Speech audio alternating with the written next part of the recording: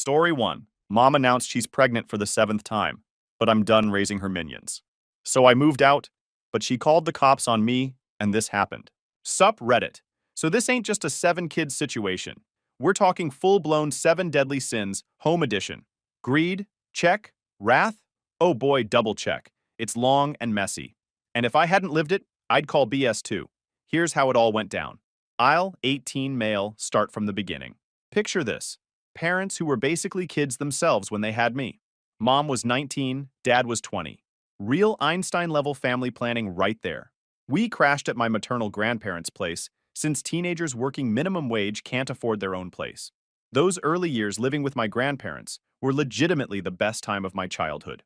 My grandpa, let's call him Gramps, was this old-school mechanic who taught me everything from changing oil to rewiring outlets. Dude could fix anything with duct tape and determination. The man had a workshop in the garage that was basically my childhood paradise. Organized tools, actual workbenches, and projects that made sense. My grandma, Nana, was basically Martha Stewart, but with actual warmth, homemade everything, house spotless, and she never once made me feel like a burden. Her kitchen always smelled like something amazing was happening, and there was always a fresh batch of cookies cooling on the counter. But here's what really made those years special. My grandparents treated me like I mattered. When I had a bad day at school, Nana would make hot chocolate and actually listen to what happened. When I was excited about something I learned, Gramps would put down whatever he was doing and give me his full attention. They showed up to every school event, remembered what I was interested in, and made me feel like being their grandson was something they were proud of. Meanwhile, my parents treated the place like a free hotel with room service. They'd roll in at 2 a.m. from whatever party they'd been at, sleep until noon, then complain about being stressed from adult responsibilities. My dad would sprawl on the couch playing video games while Gramps was trying to teach him how to change a tire or fix a leaky faucet. That's what ALAA is for, my dad would say, never looking up from his controller. What happens when you can't afford ALAA? Gramps would ask. I'll figure it out when I get there. That was my dad's approach to everything. Figure it out later, let someone else handle it, avoid responsibility until it became unavoidable. My mom wasn't much better. She'd dump me on Nana whenever her friends wanted to hang out, never asking if it was convenient. Can you watch him for a few hours? Sarah's having a crisis and needs someone to talk to. Translation. I want to gossip and drink, so here's my kid. When you're 5 years old eating fresh cookies and learning cool stuff from Gramps, you don't really analyze your parents' character flaws. I just knew that life with my grandparents felt safe and predictable in a way that following my parents around never did. Then came the move that started my personal Vietnam. When I hit first grade, my parents announced they were ready for independence. They'd found this rundown rental house across town and were moving us out. The big reason for this sudden burst of maturity? Mom was pregnant again. I was actually excited. Finally gonna have a little brother or sister, and we'd have our own place. Man, if I could go back and slap some sense into my 6-year-old self, I would. The house was basically a downgrade in every possible way. No more Gramps' workshop where I learned to use tools. No more Nana's cooking. Just whatever frozen crap my parents could microwave. The place was this cramped 2-bedroom rental, with thin walls, creaky floors, and a kitchen that barely fit 2 people. My parents acted like they'd upgraded to a mansion. Look, we have our own place, my mom would say. The yard was mostly dirt with a few patches of dead grass, and the neighbors were the kind of people who had screaming matches at 3 a.m. When my brother was born, I'm gonna name him Screamer because that kid had lungs like a fire truck siren, my parents started looking at me like I was their personal assistant. The progression was gradual but relentless. It started with little requests. Hey buddy, can you grab me a diaper while I finish this show? Keep your brother quiet, we're trying to have a conversation. I was 7 years old. 7. But apparently, that qualified me for childcare duties in their minds. Within a few months, these little helps became expectations. I was expected to entertain Screamer while my parents watched TV, to help with feeding time, to change diapers when they were busy, doing absolutely nothing productive. The worst part was their attitude when I'd complain. If I said I wanted to play outside instead of holding the baby, my mom would hit me with, "This is what families do. Don't be selfish." Like wanting to be a kid was some character flaw. My dad's contribution to this mess was even worse. He'd come home from his part-time job at some warehouse, collapse on the couch, and declare himself too exhausted to deal with baby stuff. I worked all day. I need to decompress, he'd say, reaching for the TV remote while Screamer was having a meltdown. When they started going out on date nights and leaving me alone with Screamer, I knew I was screwed. Picture 8-year-old me microwaving SpaghettiOs and trying to get a toddler to bed while my parents were out reconnecting as a couple. They'd leave me with a list of instructions like I was some hired babysitter, except I wasn't getting paid and couldn't quit. Bedtime is 8 p.m. There's formula in the fridge. Call only if it's an emergency. Emergency? I was 8. Everything felt like an emergency when you're alone with a screaming baby and no idea what you're doing. If anything went wrong, somehow it was my fault for not being responsible enough. Screamer wouldn't stop crying. I should have tried harder to calm him down. He spit up on his clean clothes. I should have been more careful during feeding time.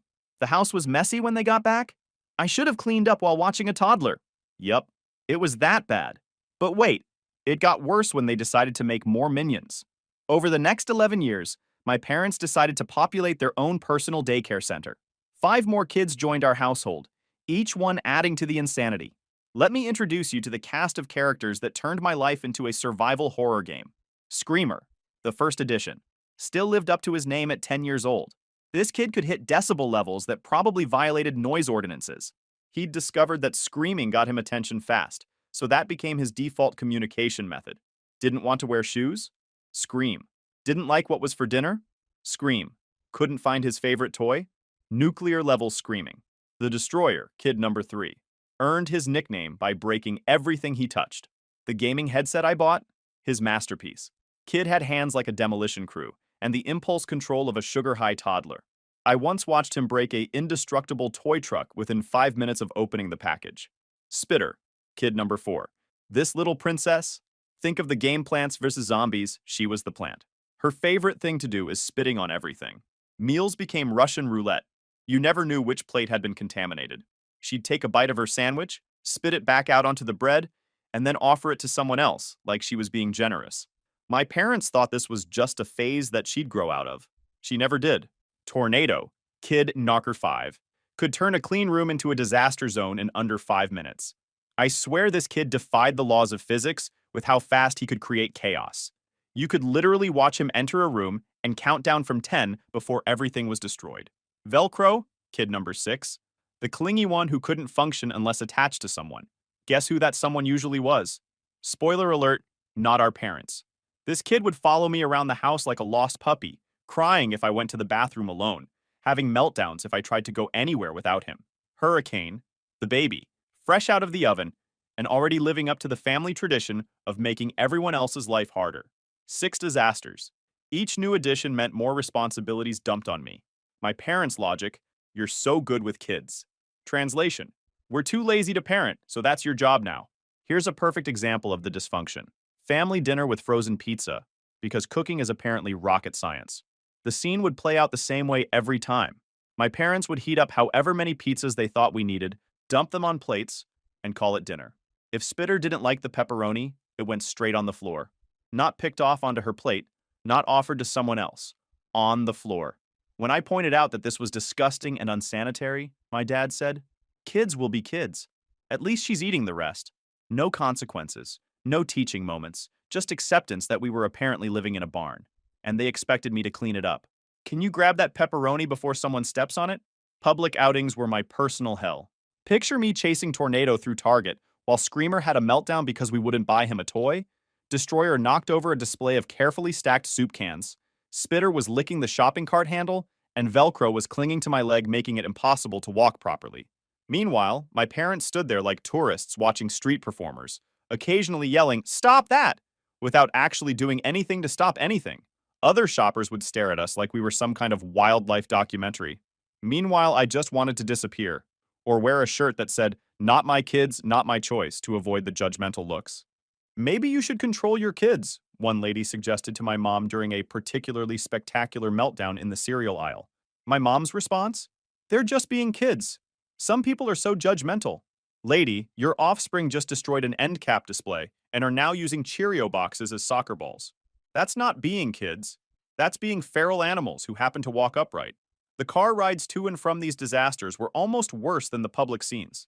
7 people crammed into a minivan that smelled like dead rats and diapers, with me trying to keep everyone from killing each other while my parents argued about directions or money or whose turn it was to deal with the next crisis. Are We There Yet? Became the soundtrack of my adolescence, along with He's Touching Me, and I Have to Pee. and the wonderful chorus of baby crying that never seemed to stop. As I got older, my parents' expectations evolved from help out occasionally to you are now our unpaid employee. Every weekend, every school break, every moment I wasn't physically in class was automatically claimed for babysitting duty. They never asked. They just announced, we're going to dinner Saturday, you'll watch the kids. Made plans with friends? Too bad. School event? Not important. Normal teenage activities? Selfish waste of time. Friday nights became a particular source of frustration.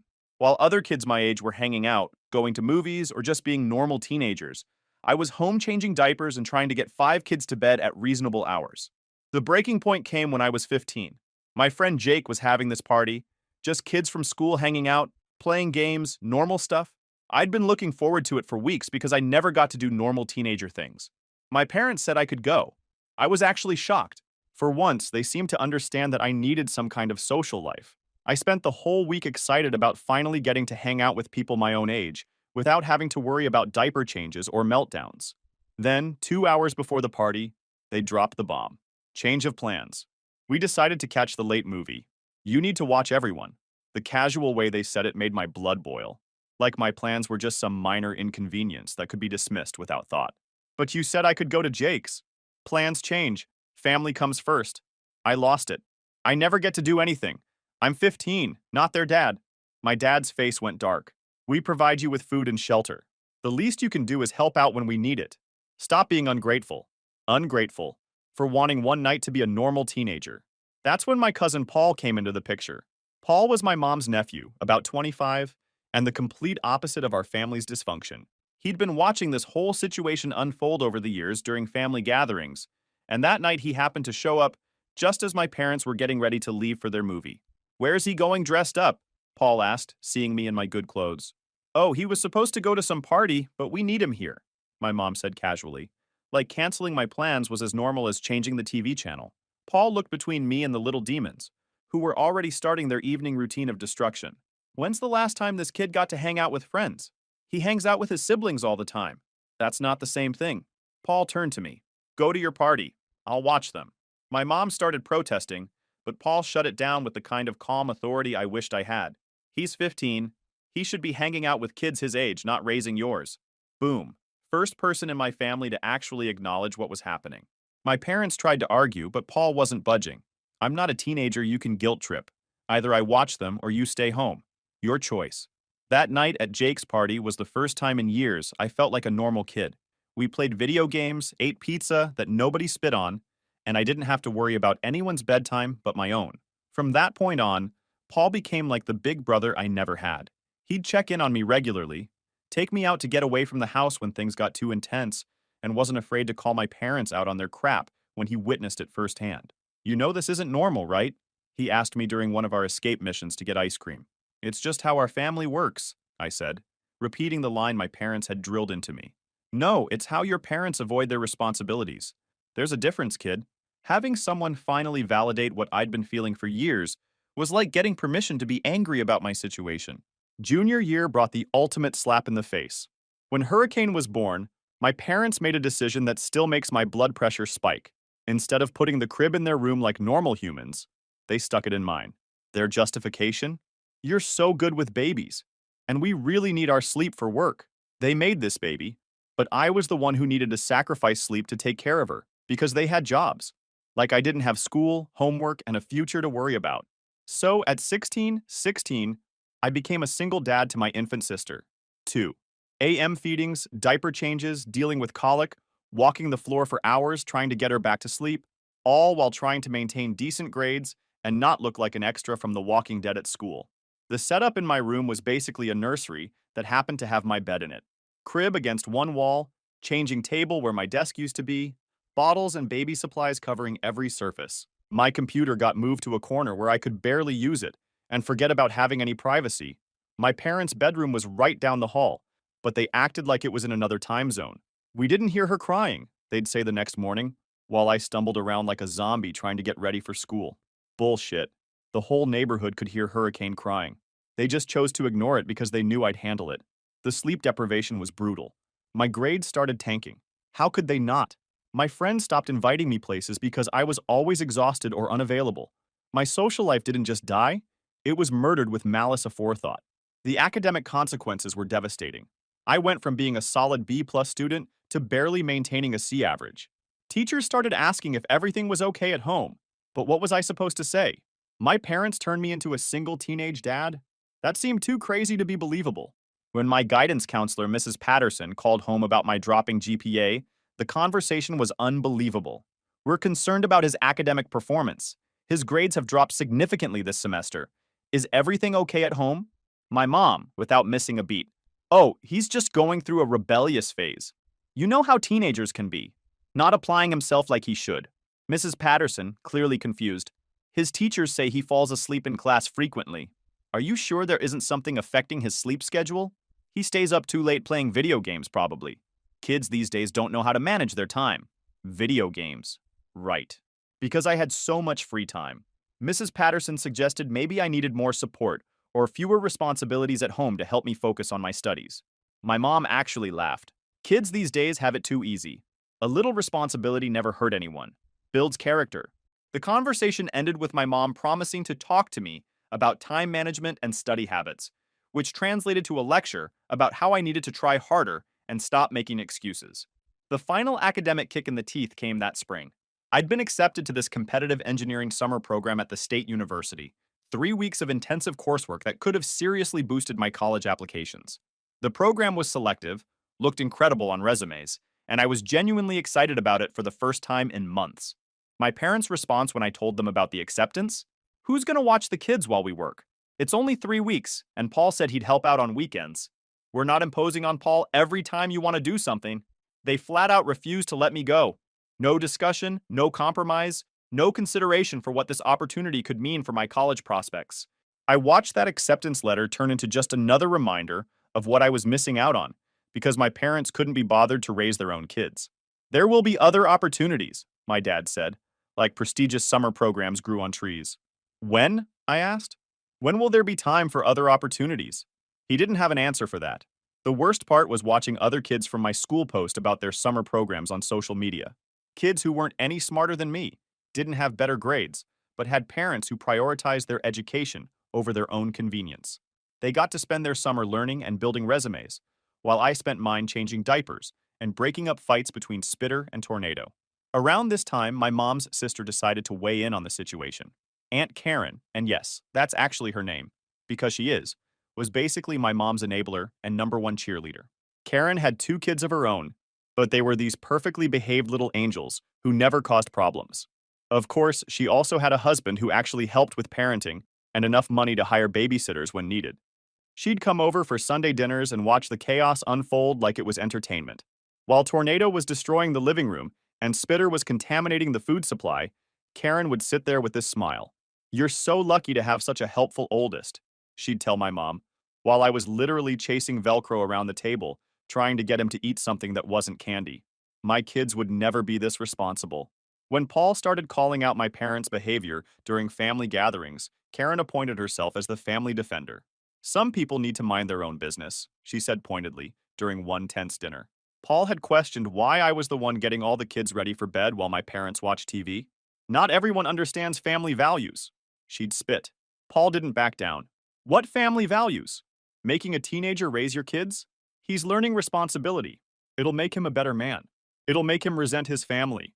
The tension in that room could have been cut with a knife. My parents sat there like this was normal family discussion, while I just wanted to disappear into the floor. Karen cornered me later in the kitchen while I was cleaning up the dinner disaster zone. "You know how good you have it here, right?" she said, blocking my path to the dishwasher. "Some kids don't have families that care about them." I was 17 and tired of the gaslighting. "Yeah, some kids also don't have to be parents to their siblings." Her face went cold. "Gratitude goes a long way in this family. Your parents work hard to provide for all of you, and I work hard to raise their kids. What's your point? Your parents could have put you in foster care when things got difficult. Instead, they kept the family together. Like basic parental responsibility was some kind of favor they were doing me." That's when I realized Karen wasn't just enabling my parents. She genuinely thought this was normal. The family dynamics got even more twisted when Karen started bringing her perfect little angels over for playdates. Her kids would sit quietly with coloring books, while mine were turning the house into a disaster zone, and she'd make these pointed comments about different parenting styles. Some families are more structured, she'd say, watching Destroyer attempt to flush a toy car down the toilet. But every family finds what works for them. What worked for my family, apparently, was Warzone.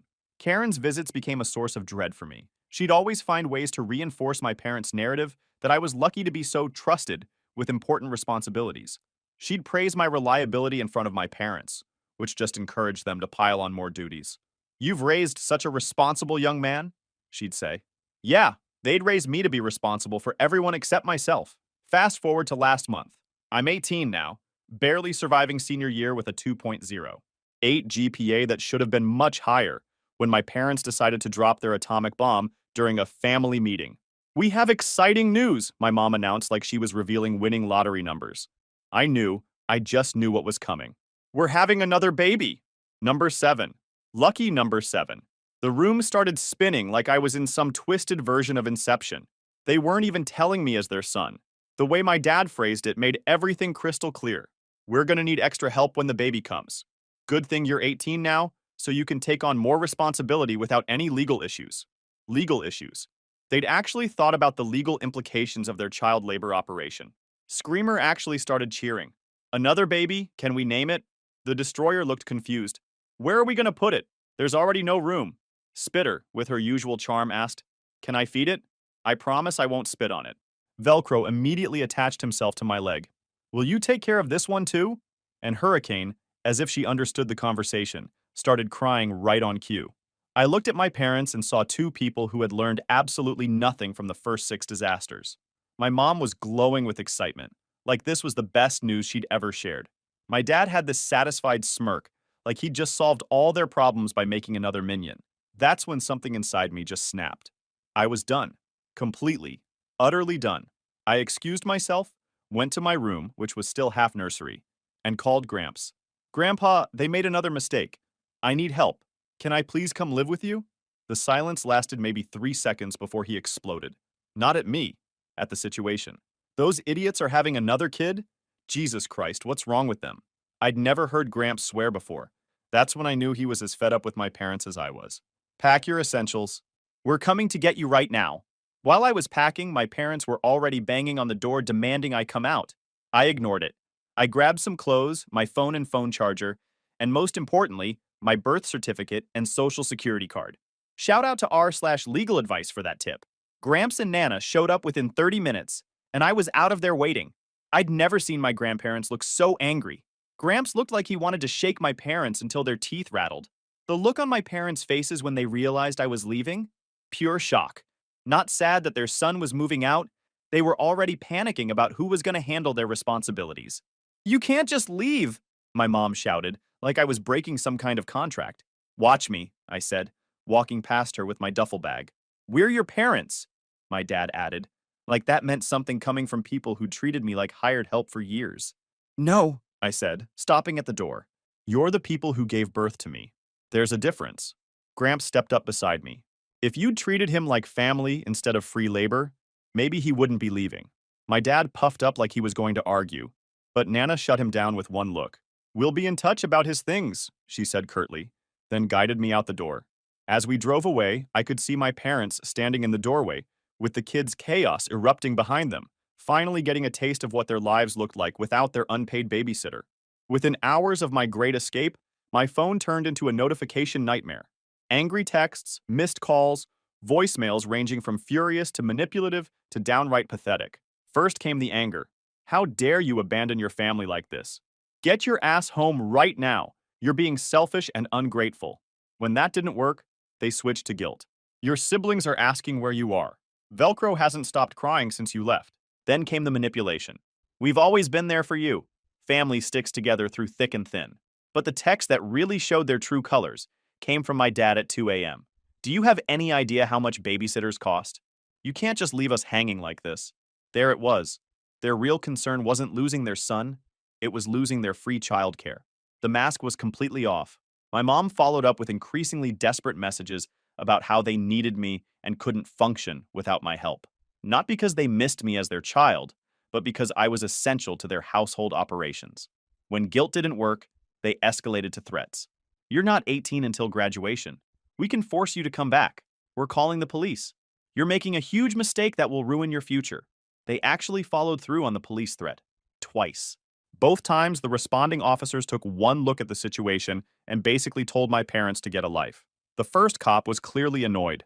After talking to me privately and confirming I was there willingly, he explained to my parents that I was old enough to choose where I lived. But he's still our minor child, my mom insisted. Ma'am, he's 18 and a high school senior. Unless you have evidence of kidnapping or coercion, there's nothing we can do. This is kidnapping. They're turning him against us. Officer Johnson looked tired. Did your son go willingly? Well, yes, but then it's not kidnapping. It's an adult making a decision about where to live. The second call, 2 days later, brought another officer who was significantly less patient. We've been through this already, he told my parents. Your son is old enough to decide where he wants to live. Maybe focus on the kids you still have at home, instead of the one who's clearly capable of taking care of himself. My dad's face turned redder than a stop sign. This is harassment. They're interfering with our parental rights. Your parental rights over an 18-year-old are pretty limited, sir. I suggest you contact a lawyer if you think otherwise. The threat started next. They were going to sue my grandparents for interfering with parental rights and kidnapping me. Gramps, being the legend he is, called their bluff. Go ahead and get a lawyer. I'd love to hear you explain to a judge why you're suing to force your son into unpaid childcare. It's not unpaid childcare, it's family responsibility. Right. And I'm sure a judge will be very interested in hearing about those family responsibilities. That shut them up real quick. Meanwhile, Paul was getting updates from Karen, who was apparently leading the family campaign to paint me as the villain. The family group text, which Paul shared with me, was a masterpiece of delusion. Karen, I can't believe he would abandon his family like this. After everything they've done for him, his poor mother is beside herself. 7 kids and no help. Paul, maybe if they'd treated him like a son, he wouldn't have left. Karen, he's being selfish and ungrateful. Family sticks together through thick and thin. Paul, family doesn't exploit their kids. Karen, you're filling his head with nonsense about being exploited. He had a roof over his head and food on the table. Paul, and what did he have to do to earn those basic necessities that every parent is legally required to provide? Karen didn't have an answer for that one. The best part was watching the family dynamic shift in real time. Other relatives who'd been silent started asking questions about the situation. My mom's cousin posted in the group chat, "Wait, why was he doing so much childcare? Aren't there 6 other kids and 2 parents?" Suddenly Karen was backpedaling. He wasn't doing that much. He just helped out like any good big brother. Paul, bless him, wasn't letting that slide. He had a baby sleeping in his room and was doing night feeds. That's not helping out. That's being a parent. The truth was coming out, and Karen didn't like how it made her sister look. Here's where things got really interesting. Turns out Gramps and Nana had been documenting more than I realized. Every concerning conversation, every time I'd shown up exhausted, every joke I'd made about being the third parent, they'd been keeping track. Gramps pulled out this notebook he'd been maintaining for months. Dates, times, observations about my behavior and stress levels. Dude was basically running his own investigation without telling anyone. The notebook was damning.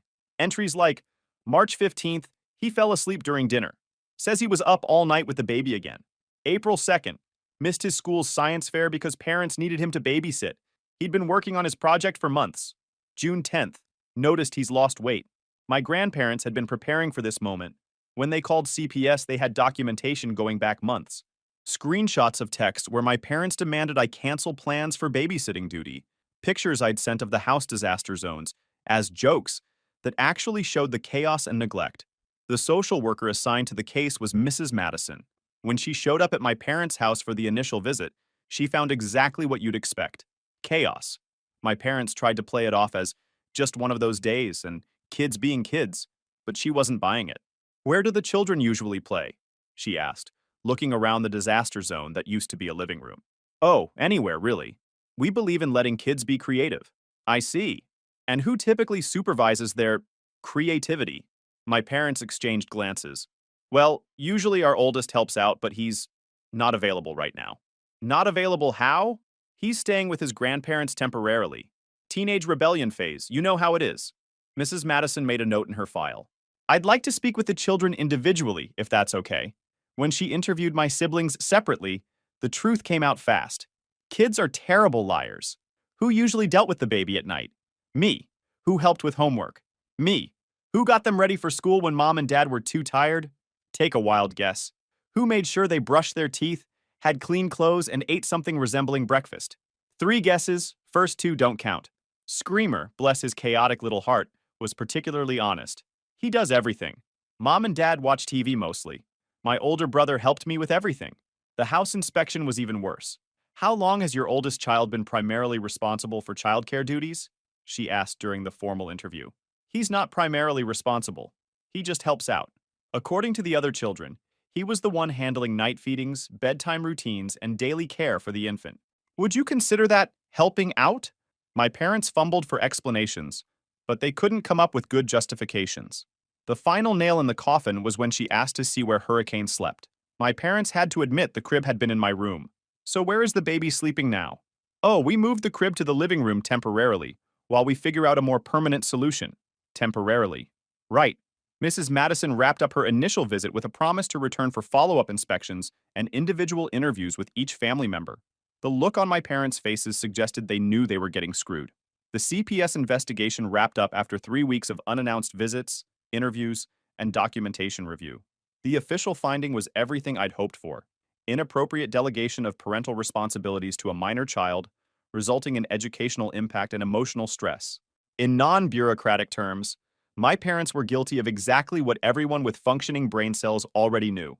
The consequences were beautiful. Mandatory parenting classes. Not suggested, required.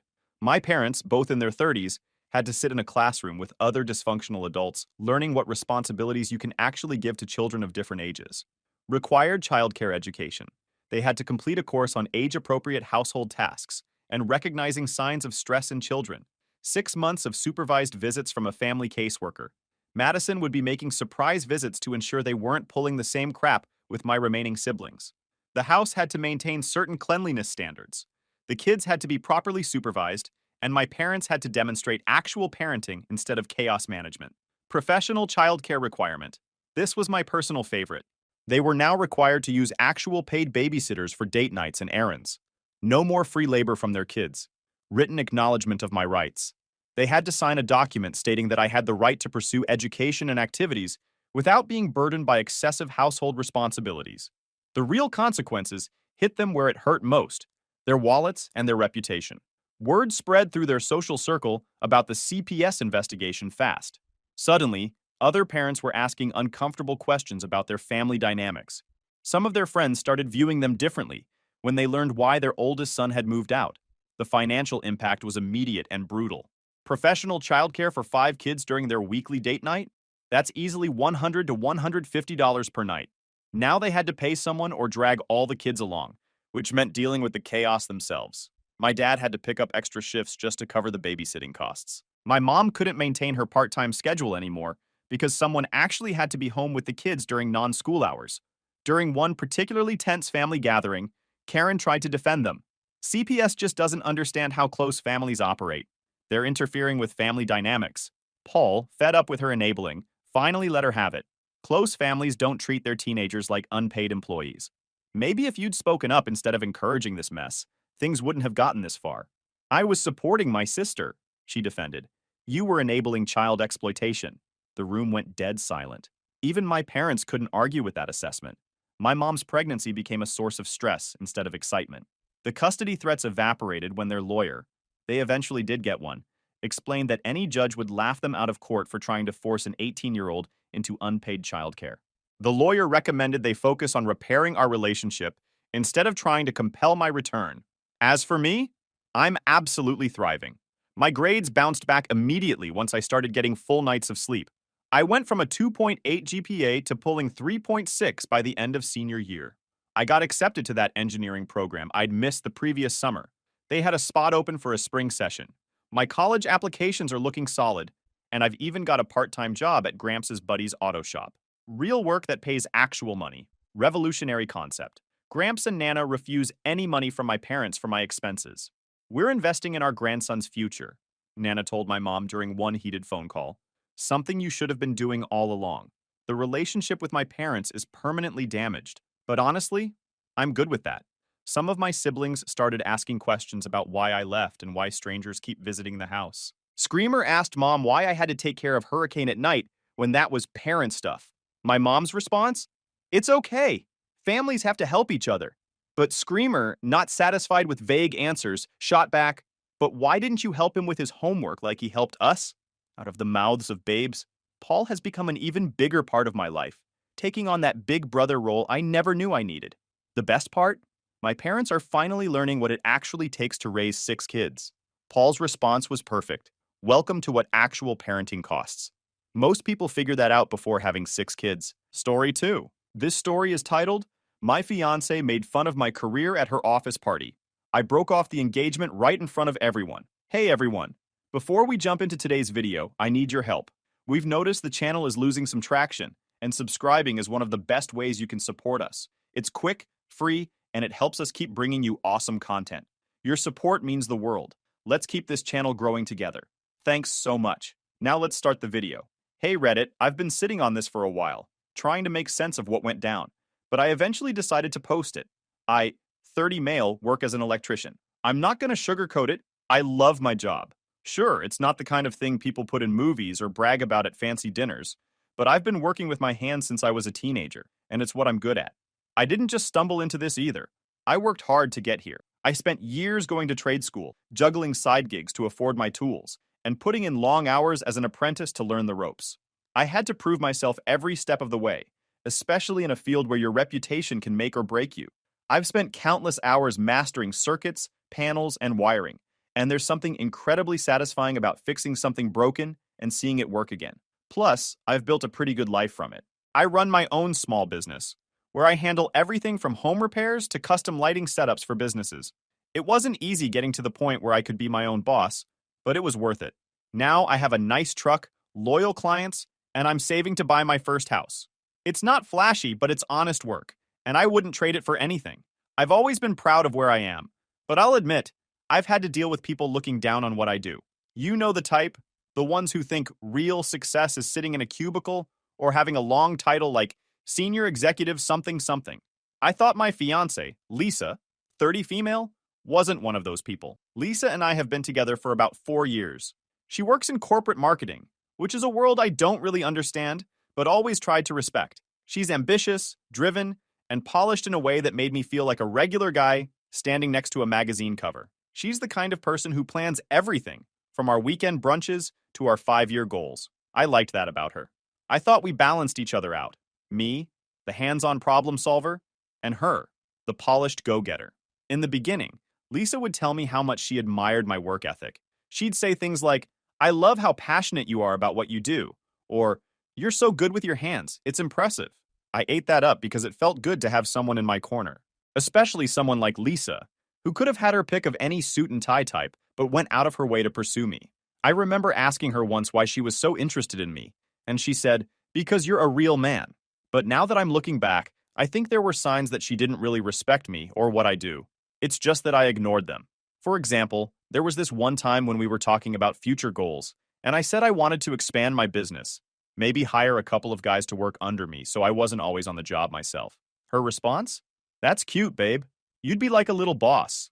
I laughed it off at the time, but now it feels like one of those comments that wasn't as innocent as it seemed. Then there was the way she talked about her own career. She'd go on and on about how hard it was to get where she is, how she had to prove herself in a male-dominated industry, and how she's always working twice as hard as everyone else. Don't get me wrong.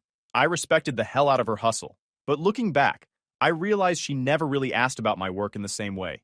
Like, she never cared about the struggles I had running my own business, or the times I had to work 12-hour days in someone's attic during a heat wave just to make ends meet. Still, I never thought it was a big deal. I figured we just had different ways of showing support. She was all about big, flashy gestures, posting pictures of us with captions like, "So proud of my guy," while I was more low-key. I'd show up to her work events, listen to her vent about her boss, and make sure she had dinner waiting when she got home late. To me, that was enough. Things started to feel off earlier this year, though. Lisa got a promotion, and suddenly her life became all about networking and corporate events. She started talking about her colleagues constantly. This guy who's a rising star in the industry. That woman who's such a powerhouse. I noticed she didn't mention me as much anymore. When I asked about it, she brushed it off, saying, "You're not part of that world, babe. It's not a big deal." That stung a little, but I let it go. I figured she was just caught up in the excitement of her new role. Then came the co-workers' holiday party. Lisa had been talking about it for weeks. She kept saying it was a big deal and that it was important I come with her. You'll love it, she said. You'll get to see the people I work with and the world I live in.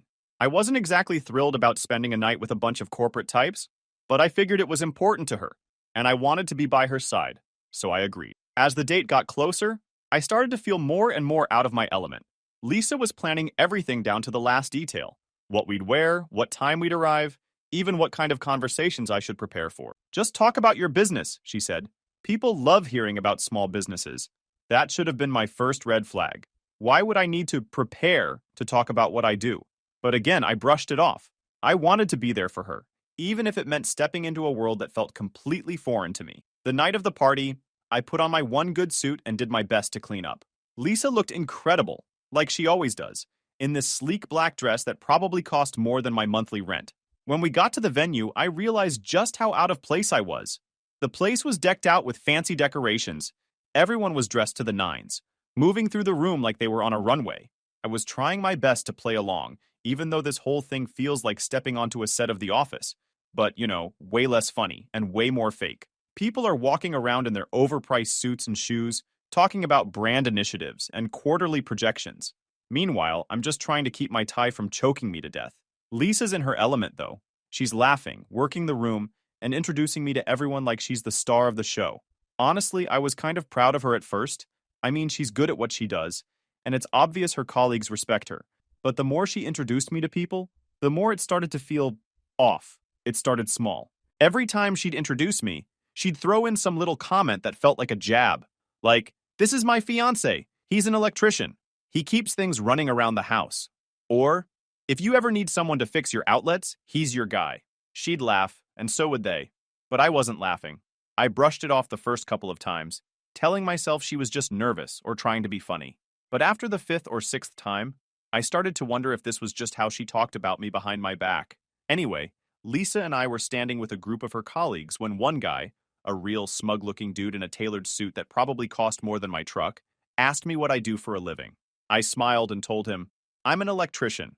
I run my own business. Simple and plain." Before he could say anything, Lisa jumped in. "Oh, he's amazing with his hands," she said, with this overly sweet tone that immediately made me cringe. "He's like my little handyman at home. Anytime something breaks, he's on it. Isn't that adorable?" Adorable. That word hit hard. The way she said it wasn't affectionate. It was condescending, like I was some kind of pet she brought to show off. The group burst out laughing, and I just stood there, trying to keep my face neutral. Inside, I was fuming. I wanted to say something, but I didn't want to make a scene. So I just smiled awkwardly and nodded like I was in on the joke. But I wasn't. I was done. The rest of the night didn't get better. Every time we talked to someone new, Lisa found a new way to put me down, whether it was calling me her fix-it guy or joking about how I probably didn't get their world of corporate marketing. At one point, I heard her telling someone, "Oh yeah, he's my little wires and pliers guy, like Bob the Builder, but less ambitious." I was standing there thinking, did she just reduce my job to a joke? I let it slide, trying to keep the peace, but it didn't end there. What really pissed me off was how casual she was about it. Like she didn't even notice she was insulting me. Or worse, she noticed, and just didn't care. The way she looked at me when she made those comments, it wasn't love or pride, it was a pity. Like I was some small-town guy who got lucky to be with her and should just be grateful for it. The worst part? Everyone else seemed to eat it up. They were laughing along with her like her insults were the funniest thing they'd ever heard. And why wouldn't they? In their eyes, I was just the blue-collar guy tagging along with the corporate queen. They didn't know me or what I'd built for myself. All they saw was what Lisa was showing them, someone to laugh at. By the time the toast happened, I was already checked out.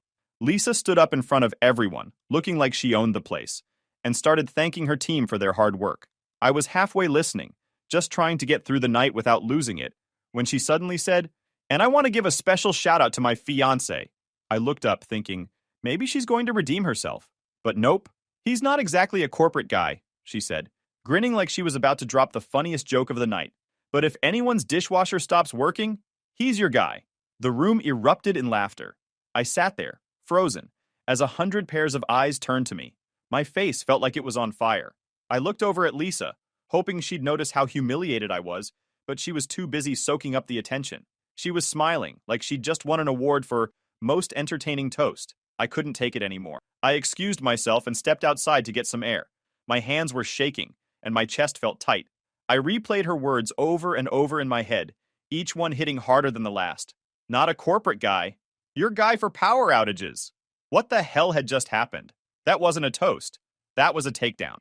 So, I'm standing outside this ridiculously fancy venue, breathing in the cold air and trying to cool off. The sound of everyone laughing at Lisa's toast is still echoing in my head. I don't know if I'm more embarrassed or angry, or maybe a mix of both. I kept thinking, is this how she's always seen me? Like some handyman she picked up for convenience? A few minutes later, Lisa comes outside. She's got this big, oblivious smile on her face. There you are, she says, like I'm some kid who wandered off. Why'd you sneak out? I look at her, trying to stay calm, but I can already feel the frustration bubbling up. Do you have any idea how humiliating that was? She blinks, clearly caught off guard. What are you talking about? The toast, I say, my voice rising a little. You basically turned me into a joke in front of your entire office. Lisa rolls her eyes, like I'm the one being unreasonable here. Oh, come on. It was just a joke. Everyone thought it was funny. Yeah, because they don't know me, I snapped. All they know is what you told them. That I'm some not corporate guy who's good for fixing their dishwashers. Do you even realize how disrespectful that is? She sighs, like she's talking to a child. You're overreacting. It wasn't that deep. I was just trying to lighten the mood. Lighten the mood? I could feel my fists clenching at my sides. But I took a deep breath and tried to explain. Lisa, I've worked my ass off to get where I am. I run my own business. I make a good living. And you reduced all of that to a punchline. How do you think that makes me feel? Instead of apologizing or even trying to understand, Lisa crossed her arms and gave me this annoyed look. I don't know why you're being so sensitive about this. It's not like I said anything untrue. You're an electrician. It's not exactly a glamorous job, and there it is. The truth, plain and simple. I stare at her, stunned. Wow, I said. So that's how you really see me? Like I'm just some guy with a toolbox who's lucky to be with you. I didn't say that. You're putting words in my mouth. All I'm saying is that you need to learn how to take a joke. This isn't about me. It's about your insecurity. She started to yell. My insecurity. I felt my blood boiling now. This isn't about me being insecure. It's about you not respecting me or what I do. Do you even realize how condescending you sounded tonight? How condescending you always sound? Lisa's face hardened. You know what? Maybe I do think you're overreacting. And maybe you should consider why you're so defensive about your job.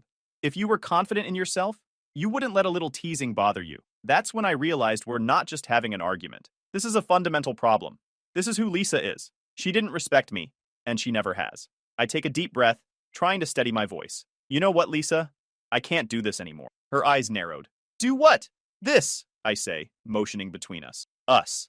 This relationship. I'm done. Lisa stared at me like I've just grown a second head. Then she laughs. A short, disbelieving laugh. You're kidding, right? You're really going to break up with me over a joke? It's not just the joke, I said firmly. It's how you see me. How you've always seen me. You don't respect me, Lisa. You never have. And I'm not going to spend the rest of my life being treated like I'm less than you just because I don't work in an office. Her expression shifted from disbelief to anger.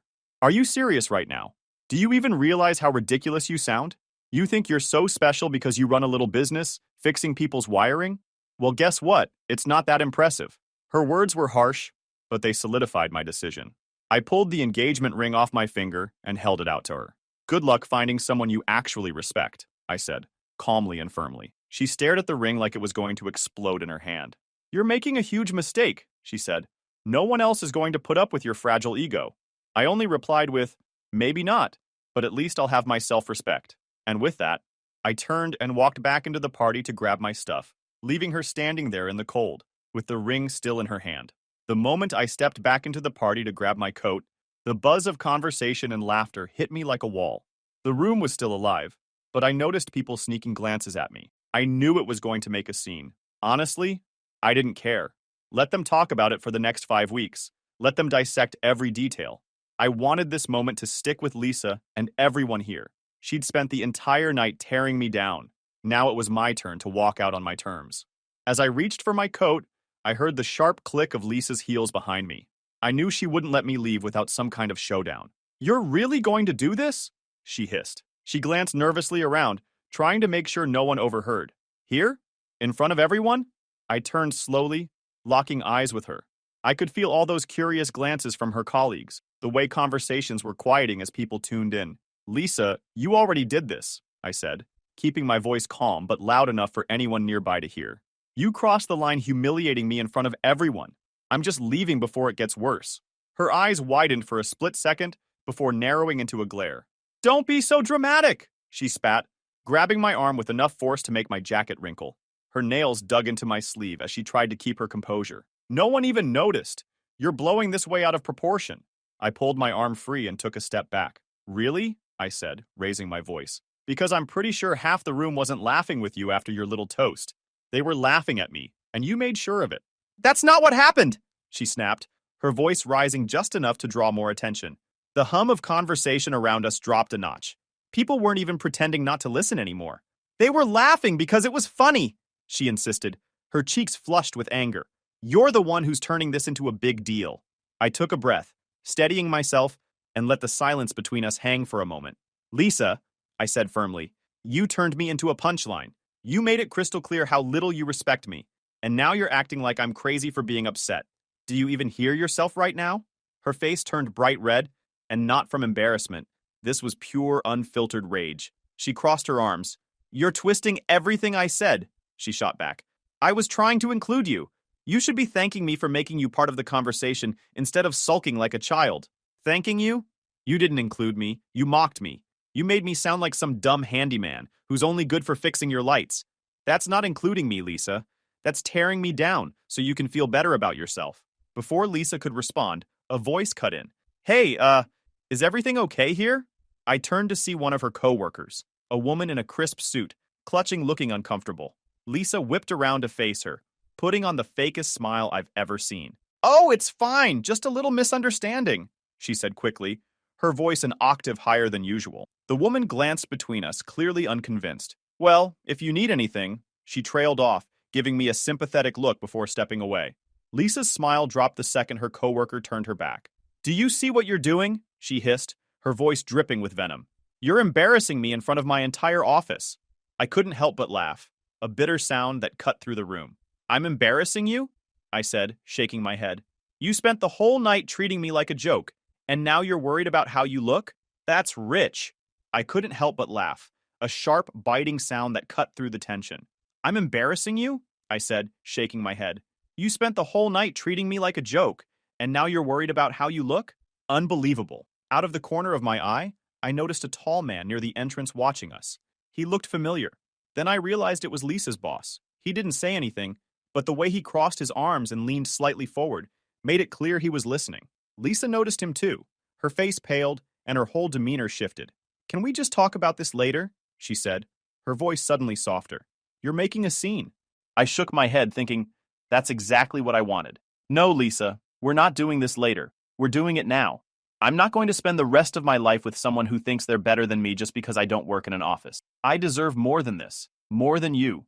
Lisa's eyes darted between me, her boss, and the growing number of people pretending not to watch. Fine, she said, her tone practically spitting venom. Walk away. But don't come crying to me when you realize no one else is going to put up with your fragile ego. I couldn't help but smirk, shaking my head. Cry to you? You're joking, right? I'm not the one who's going to struggle finding someone who respects me. I didn't say it out loud. I didn't need to. My silence and the look on my face said it all, while staring at her, letting her words hang in the air. I wasn't going to stoop to her level. Instead, I turned to leave. Good luck finding someone who'll tolerate you, I said. Enjoy the party, folks, I said over my shoulder as I turned and walked toward the door. Behind me, I could hear the murmurs spreading through the room, like ripples in a pond. People were whispering, exchanging glances, and I caught snippets of their conversations as I passed. Did you see that? What the hell was that about? I knew she was a bit much, but damn. I didn't look back. I didn't need to. I knew the damage was done. Lisa wanted to be the center of attention, and now she had it. Not as the queen of the party, but as the woman who got called out in front of everyone. Let them talk. By the time I reached my car, I felt lighter than I had in years. I stood up for myself, and it felt damn good. Lisa could spin her story however she wanted, but I knew the truth, and so did everyone else who saw what happened. The days after the party were messy, to put it lightly. Lisa kept texting and calling me. They ranged from, can we just talk about this, to full-on, you're acting like a child, and everything in between. I didn't reply to any of them. Honestly, I needed space. I needed to figure out what the hell just happened, and how someone I thought loved and respected me could treat me like I was a punchline. But Lisa wasn't the type to sit quietly. Oh no. By day 3, I started hearing from mutual friends. Apparently, she wasn't content to just blow up my phone. She needed to make sure everyone else knew her side of the story too. She's saying you flipped out over nothing, one of my friends texted me. Like, she's making it sound like you stormed out because you're too sensitive to handle a joke. Another one sent me screenshots from Lisa's social media. There it was in plain sight. A post about how she dodged a bullet because some people can't handle a strong woman with a sense of humor. The comments were filled with her friends hyping her up. You deserve better. He sounds so insecure. Good riddance. Insecure. That word kept coming up, and it pissed me off every time I saw it. I wasn't insecure. I was tired. Tired of being belittled. Tired of being treated like I wasn't enough because I didn't fit into her perfect little corporate world. A couple of days later, I got a message that stopped me in my tracks. It was from one of Lisa's coworkers, someone I barely knew but who had been at the party. Hey, I just wanted to reach out and say I'm sorry for laughing at that toast, she wrote. Honestly, I always thought Lisa talked about you in a weird way, like she was settling for you or something. I didn't realize how bad it was until the other night. You didn't deserve that. That confirmed what I'd started to suspect. This wasn't just a one-time thing. Lisa had been looking down on me for a long time, probably since the beginning. I thought we were equals, partners. But to her, I was just the guy with the tools, someone she could control and joke about when it suited her. I started replaying our entire relationship in my head, picking apart every moment that felt off. Like the time she introduced me to her parents and said, he's not your typical corporate guy, but he's great with his hands. Or the time she told her friends, yeah, he owns a business, but it's like, small, not stressful like my job. How did I not see it? How did I not realize she was never proud of me, never truly respected me?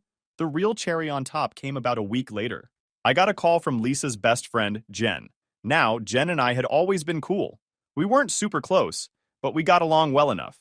So when her name popped up on my phone, I figured maybe she was calling to play peacemaker or something. But nope. I just thought you should know, Jen said. Lisa's been telling people that she settled for you because she thought you'd be easy to control. She said she didn't think you'd ever leave her because you'd feel too lucky to have her. She actually said that? I asked, even though I already knew the answer. Yeah, Jen replied. I didn't want to believe it at first, but after what happened at the party, I'm sorry, man. You deserve better. I thanked her for telling me, but honestly, I didn't know how to feel.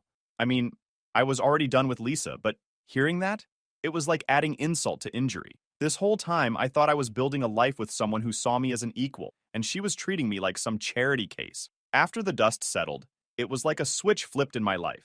Lisa and I were done.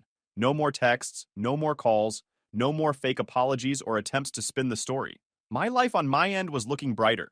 I threw myself into my work, taking on more projects, and I decided to sell my engagement ring and use the money to book myself a trip to the mountains, a place I'd always wanted to visit but never got around to because Lisa wasn't into rustic vacation. Turns out sitting by a campfire and looking at the stars is a hell of a lot better than listening to people talk about brand synergy over tiny hors d'oeuvres. During that trip, I had a lot of time to think about what I wanted and what I didn't want. I realized I'd spent way too much time trying to fit into Lisa's world, letting her define my worth based on her shallow metrics. That wasn't happening anymore. Then came the ultimate bit of karma. About a month after the party, I heard through the grapevine that her antics at the party and her behavior afterward had caught the attention of her boss. Apparently, some of her coworkers had started talking about the incident, and it made its way up the chain. She's been really tense at work, one of her colleagues told me. It's like she knows people are talking about her behind her back, and it's driving her nuts. She even snapped at someone during a meeting last week, which is not like her. Another mutual friend shared a text from Lisa, where she wrote, I worked my ass off to get where I am, and now it's like one stupid night is all anyone remembers. From what I could tell, the realization was starting to sink in. She hadn't just lost me, she damaged her professional relationships too. The people who once respected her were now questioning her judgment. I didn't get all the details, but from what I heard, the higher-ups weren't thrilled about how Lisa represented herself. She was passed over for a promotion she'd been gunning for, and let's just say she wasn't happy about it. I won't lie, I felt a little satisfaction knowing karma had finally caught up with her. Not because I wanted her to fail, but because it felt like validation. Her attitude, her need to tear others down to build herself up, it wasn't just a problem in our relationship. It was who she was. However, these days, I'm in a much better place. I'm glad I ended the relationship before getting married and have kids involved, and each day I feel my decision was so right. I've expanded my business, upgraded my tools, and even started teaching an evening class for aspiring electricians. Sharing what I know and seeing people get excited about learning the trade has been a game changer for me. I've also reconnected with friends I'd drifted away from during my time with Lisa. Looking back, I realize how much of my life I'd centered around her, her friends, her interests, her goals. Now I'm focusing on what makes me happy, and it feels damn good. As for Lisa, I haven't heard from her directly since the breakup. She's still doing her thing, posting her cryptic quotes and probably telling anyone who'll listen that she's the victim. But honestly, I don't care. The truth is, walking away from that relationship was the best thing I've ever done. It wasn't just about the party or the toast. It was about realizing that I deserve to be with someone who values me for who I am, not for how I fit into their narrative. If there's one thing I've learned from all this, it's that respect isn't optional in a relationship. You can't love someone you don't respect, and you shouldn't try to stay with someone who doesn't respect you. So to anyone reading this who's in a similar situation, trust your gut. If someone's tearing you down instead of lifting you up, let them go. You'll thank yourself later. Thanks for sticking with me through all this. It's been a wild ride, but I feel like I'm finally back on track. And if anyone ever needs an outlet rewired, you know who to call. Story 3. This story is titled, My Fiancé Tried to Sneakily Change Our Prenup, so I ended the engagement and took back everything. Hey everyone! Before we jump into today's video, I need your help. We've noticed the channel is losing some traction, and subscribing is one of the best ways you can support us. It's quick, free, and it helps us keep bringing you awesome content. Your support means the world. Let's keep this channel growing together. Thanks so much. Now let's start the video. Hey guys, 34 male, need to get this off my chest because it's been eating at me for weeks now. This is going to be a long post, and honestly, I'm still trying to process everything that happened. My fiancée Tiffany, 29 female, and I have been together for 3 years, engaged for the last 8 months. Everything was perfect until about 2 months ago when things started feeling different. Some background.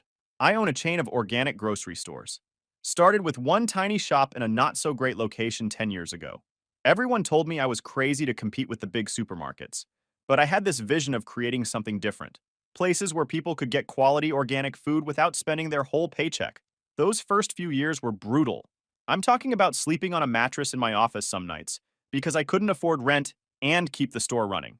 Dealing with suppliers who wouldn't take me seriously, equipment breaking down when I could barely afford repairs, and trying to convince customers to give this new little store a chance. But I worked my butt off.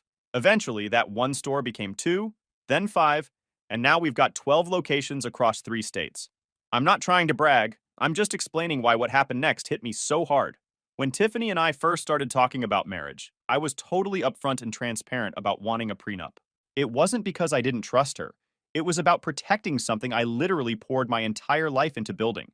She seemed to get it completely. She'd say stuff like, I understand how hard you worked for this, and I respect that you want to protect your business. She even told her friends I was being really fair about everything. And I was. I made sure she'd always have security no matter what happened. I set up a savings account in her name, gave her an emergency credit card for anything she needed, and made sure the prenup wasn't just about protecting me, it was fair to both of us. I never wanted her to feel trapped or like she had nothing to fall back on. I wanted her to feel safe, with or without me. But then things started changing. It was subtle at first. She'd make these little comments about how married couples should share everything. Or she'd send me links to articles about couples who split everything 50-50, even their businesses. I didn't think much of it at the time. Everyone gets nervous about marriage stuff, right? Then she started asking more questions about the business. Not normal, curious questions, but weird, specific ones about profit margins and expansion plans. She'd never cared about that stuff before. She'd sit in when I was having phone calls with my business partners, pretending to just be hanging out, but clearly listening to everything.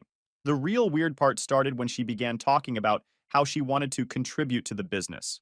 Mind you, Tiffany's background is in social media marketing for small clothing brands. Nothing wrong with that, but she's never shown any interest in grocery store operations before. Suddenly, she's talking about wanting an office at our headquarters and suggesting she should oversee our social media strategy. I started noticing other changes too. She used to be super independent about money, always insisted on paying her share of date nights, bought her own stuff, you know. But lately, she's been putting everything on our shared card. I'm talking about $500 shopping trips at Nordstrom, fancy spa days, expensive workout classes. When I gently brought it up, she got defensive and said, "Well, we're getting married anyway, right? What's yours is mine." I kept telling myself I was overthinking things. Maybe she was just excited about the wedding. Maybe she really did want to be more involved in the business. But something in my gut wasn't sitting right. Then last week happened. I was going through some paperwork in my home office when I found it, a copy of our prenup agreement. Except it wasn't the same one we discussed with our lawyers. Not even close. This version had all these extra sections about profit sharing, business ownership stakes, and how she'd be entitled to half of everything, including future expansions, even if we got divorced after just a year. I must have read it 20 times, each time thinking maybe I was misunderstanding something. But nope, someone had clearly made major changes to our agreement. I remembered how Tiffany had casually mentioned she was having a lawyer friend look over the paperwork. Turns out she did way more than just look it over. All I could think of at that moment was that Tiffany I fell in love with would never do something like this. She was always so supportive of my business, always proud of what I'd built. Now I'm wondering if I ever really knew her at all. After finding the modified prenup, I spent like 2 hours just sitting in my office trying to calm down. I kept reading through the changes, and guys, it was worse than I initially thought.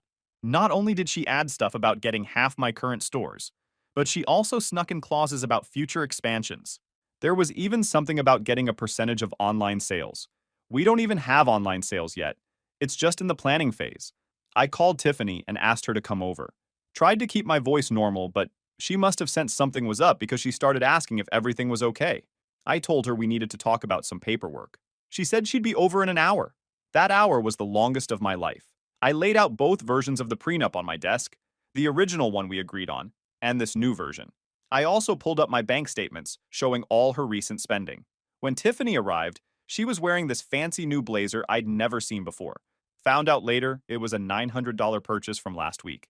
She walked in all confident, giving me a kiss like everything was normal. But as soon as she saw the papers on my desk, her whole attitude changed. I started really calm. I just held up both versions and asked, "Can you explain why these are different?" She tried playing dumb at first, saying she didn't know what I was talking about. So I got specific, pointed out the new clauses about profit sharing, the expansion rights, everything. You guys want to know what she said? She looked me straight in the face and said, "Oh, those? They're just standard protections. Any smart person would have them in their prenup." Standard protections. I've been in the grocery business for 10 years. I know tons of other store owners. None of them have prenups giving their spouses rights to future business expansions. That's not a thing. I pointed to the clause about her getting decision-making power in the company, asked her what she knew about running grocery stores. She got all defensive, saying she's been learning about the business and how she deserves a say in our future. The thing is, Tiffany's never worked in retail or anything close to it. She's been doing social media for small fashion brands, making Instagram posts about dresses and stuff. Nothing wrong with that, but it's totally different from managing grocery store chains. She's never dealt with produce suppliers, inventory systems, or store operations. Then she started with this whole speech about how I clearly don't trust her, and how she's just trying to protect herself. She actually said, "What if you decide to leave me after I've invested years in this marriage? I need security." I tried explaining that the original prenup already gave her plenty of security. It included a generous settlement that would let her live comfortably, plus it increased based on how long we were married. But apparently that wasn't enough. She kept going on about how times are different now, and modern marriages are partnerships, which would be fine if she'd actually been partnering with me in the business. But she hasn't. She's never once asked to learn about operations or inventory, never showed interest in the actual work, just started demanding ownership rights out of nowhere. The conversation got really heated when I brought up her recent spending. $900 blazer, $1,200 for a wellness retreat weekend, $2,000 at some designer boutique, all in the last month. Her response? "Well, I need to look professional if I'm going to be part of the business." That's when I lost it a little and said, "Tiffany, you're not part of the business. You've never been part of the business. Changing legal documents behind my back doesn't make you part of the business." She started crying, saying I was being mean and unfair. Said she just wanted us to be true partners, and asked why I was making such a big deal about small changes to the prenup. Small changes? Trying to secretly get half of someone's business isn't a small change. That's like saying painting your house a different color while you're on vacation is a small change. The whole thing ended with her storming out, saying she needed time to think and that I clearly didn't value her enough. She's been staying at her parents' house since then. I talked to my lawyer. He said the changes aren't valid since I never agreed to them, but he's worried about what other documents Tiffany might try to modify before the wedding. After that fight about the prenup, Tiffany kept texting me these long messages about how I was being unreasonable. I can't believe you're being like this, her message read. I thought you trusted me. All these years together, and this is how you act over a few small changes? My fingers hovered over the keyboard. Trust goes both ways, Tiffany. You altered legal documents without telling me. How is that okay? They're just small changes. 3 dots appeared, disappeared. Then another message popped up. That's when she dropped the bomb. Mark said every smart woman does this before marriage. At least someone is looking out for my interests. I sat back in my office chair, pinching the bridge of my nose. Mark, of course. Her brother, who drifted back into town 3 months ago, trailing the debris of 3 failed marriages and a resume of 6-month jobs like toilet paper stuck to his shoe. Before I could respond, my office door burst open. Amy, my assistant, rushed in behind Tiffany, her face flushed. I'm so sorry, sir. I told her you were in the middle of... Tiffany stood in the doorway, her blonde hair disheveled, eyes blazing. Across from my desk, my biggest supplier turned in his chair with raised eyebrows. We need to talk about this now, Tiffany announced, her voice echoing off the windows. You can't just ignore me because you're mad about the prenup. The color drained from my face. Tiffany, I'm in a meeting. Oh, I'm sorry, she said, not sounding sorry at all. Am I interrupting business? She spat the word like it was poison. I turned to the Chiant, who was already gathering his papers. I am so sorry about this. Perhaps we could reschedule for tomorrow? After he left, I closed the door and turned to Tiffany. What were you thinking? You can't just burst into business meetings? She tossed her purse onto a chair. Oh, so now I can't even come to my future business? Mark says I need to start asserting myself more. The mention of her brother's name made my jaw clench. This isn't your business, Tiffany. And why are you taking advice from Mark? He's never run anything successful in his life. Don't you dare talk about my brother like that. She stepped closer, jabbing a finger at my chest. He's been through divorces. He knows how men like you operate. I stepped back, stunned. Men like me? What's that supposed to mean? You know exactly what it means. She crossed her arms. Businessmen who think they can control everything with money. Mark told me all about guys like you. I just stood there, unaware of the woman standing in front of me. Is she the same one I fell in love with? Mark says I should be on all the bank accounts before the wedding, she declared. He says that's the only way to make sure you don't hide money from me. I stared at her, trying to reconcile this person with the Tiffany I knew 3 months ago. The independent woman who supported my dreams, who laughed at my bad jokes, who never needed anyone to tell her what to think. Tiffany, I said softly, the original prenup already guarantees you'll be taken care of. Why isn't that enough? Her eyes flashed. Taken care of? I'm not some charity case. I deserve half of everything. Mark says that's what courts usually give wives anyway. But you haven't contributed to building this business, I said, immediately regretting my words. You've never even worked here. I've been supporting you emotionally. She paced the office like a caged animal. That counts for something. And once we're married, I'm going to be crucial to the business. How? You don't know anything about running grocery stores. I can learn. Her voice cracked slightly. Mark says I'm smart enough to run any business. He says you're just trying to keep me dependent on you.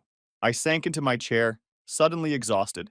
She was speaking with Tiffany's voice, but the words were all Mark's. I tried one last time. Can we talk about this without bringing up what Mark says? Why are you so threatened by my brother? She leaned over my desk. Just because he's warning me about how these things usually go? I'm not threatened by Mark. I'm concerned that you're taking life advice from someone who's failed at everything he's tried. The silence that followed was deafening. Tiffany's face turned red, then purple. How dare you? She grabbed her purse, hands shaking. Mark has been nothing but supportive. He's the only one telling me the truth about how to protect myself. You're just mad because he's helping me stand up to you. She stormed toward the door, then turned back, her eyes cold. Mark says I should be documenting all of this. Your controlling behavior, how you're trying to isolate me from my family. It'll all be useful later. The door slammed behind her. I reached for my phone to call my lawyer. While explaining everything, he interrupted. Has Tiffany's brother Mark ever asked about the details of your business finances? My blood ran cold. I remembered my accountant mentioning strange calls from a potential investor. Someone asking oddly specific questions about our corporate structure and profit margins. Someone who, in retrospect, sounded an awful lot like Mark. I looked at the photo on my wall. Us at the beach last summer. Her head thrown back in laughter as I made some stupid joke. That felt like a lifetime ago now. The engagement ring I'd spent months picking out suddenly felt like a lead weight in my gut. I didn't know what to do. Call off the wedding? Try to wait out Mark's influence? Every option felt wrong, like I was either giving up too easily or being naive and hoping things would magically go back to normal. And something told me this was just the beginning. So after Tiffany's outburst at my office, her mom called me. This is the same person who once told Tiffany she lucked out, finding a hardworking guy like me.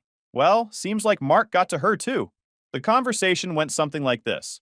Her mom: James, we need to talk about how you're treating Tiffany. Me: what do you mean? She's the one who tried to change our prenup behind my back. Her mom: Mark explained everything to us. How you're trying to control Tiffany with money. How you want her to sign this unfair prenup. Me: Mrs. Anderson, that's not true at all. The original prenup was very fair. Tiffany's the one who... Her mom: Mark says these prenups are just ways for rich men to keep women powerless. Did you know his first wife got nothing in their divorce? He's trying to protect Tiffany from making the same mistakes. I couldn't believe what I was hearing. Mark's first wife got nothing because Mark had nothing. He gambled away their savings and lost their house. How is that even comparable to my situation? But it got worse. Tiffany's dad, who used to go fishing with me and treated me like a son, sent me this text. Very disappointed in you, James. We thought you were different. Mark showed us the prenup you're trying to force on Tiffany. Making her sign away all her rights? That's not what we raised our daughter for. I tried explaining that they had it backwards, that Tiffany was the one who changed things without telling me. But they wouldn't listen. According to them, I was just proving Mark right by refusing to share with their daughter. The next day, I got a group text from Tiffany's cousins. These are people I've spent holidays with, helped move apartments, even hired one of them at one of my stores. The message said, "We always knew there was something off about you. Mark was right. You're just another greedy businessman trying to take advantage of our family. Tiffany deserves better." I replied, "You guys remember when Mark borrowed $5,000 from your aunt for his foolproof business idea last year? Did he ever pay that back?" They left the group chat. I decided to do some digging. Turns out Mark has been having family meetings without me.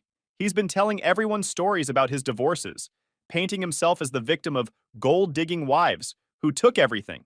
Again, how do you take everything from someone who has nothing? He's convinced Tiffany's whole family that all successful business owners are manipulative and will eventually abandon their wives. He's been using his own failed marriages as proof that Tiffany needs to protect herself by taking as much as she can now. The worst part? Tiffany seems to believe every word.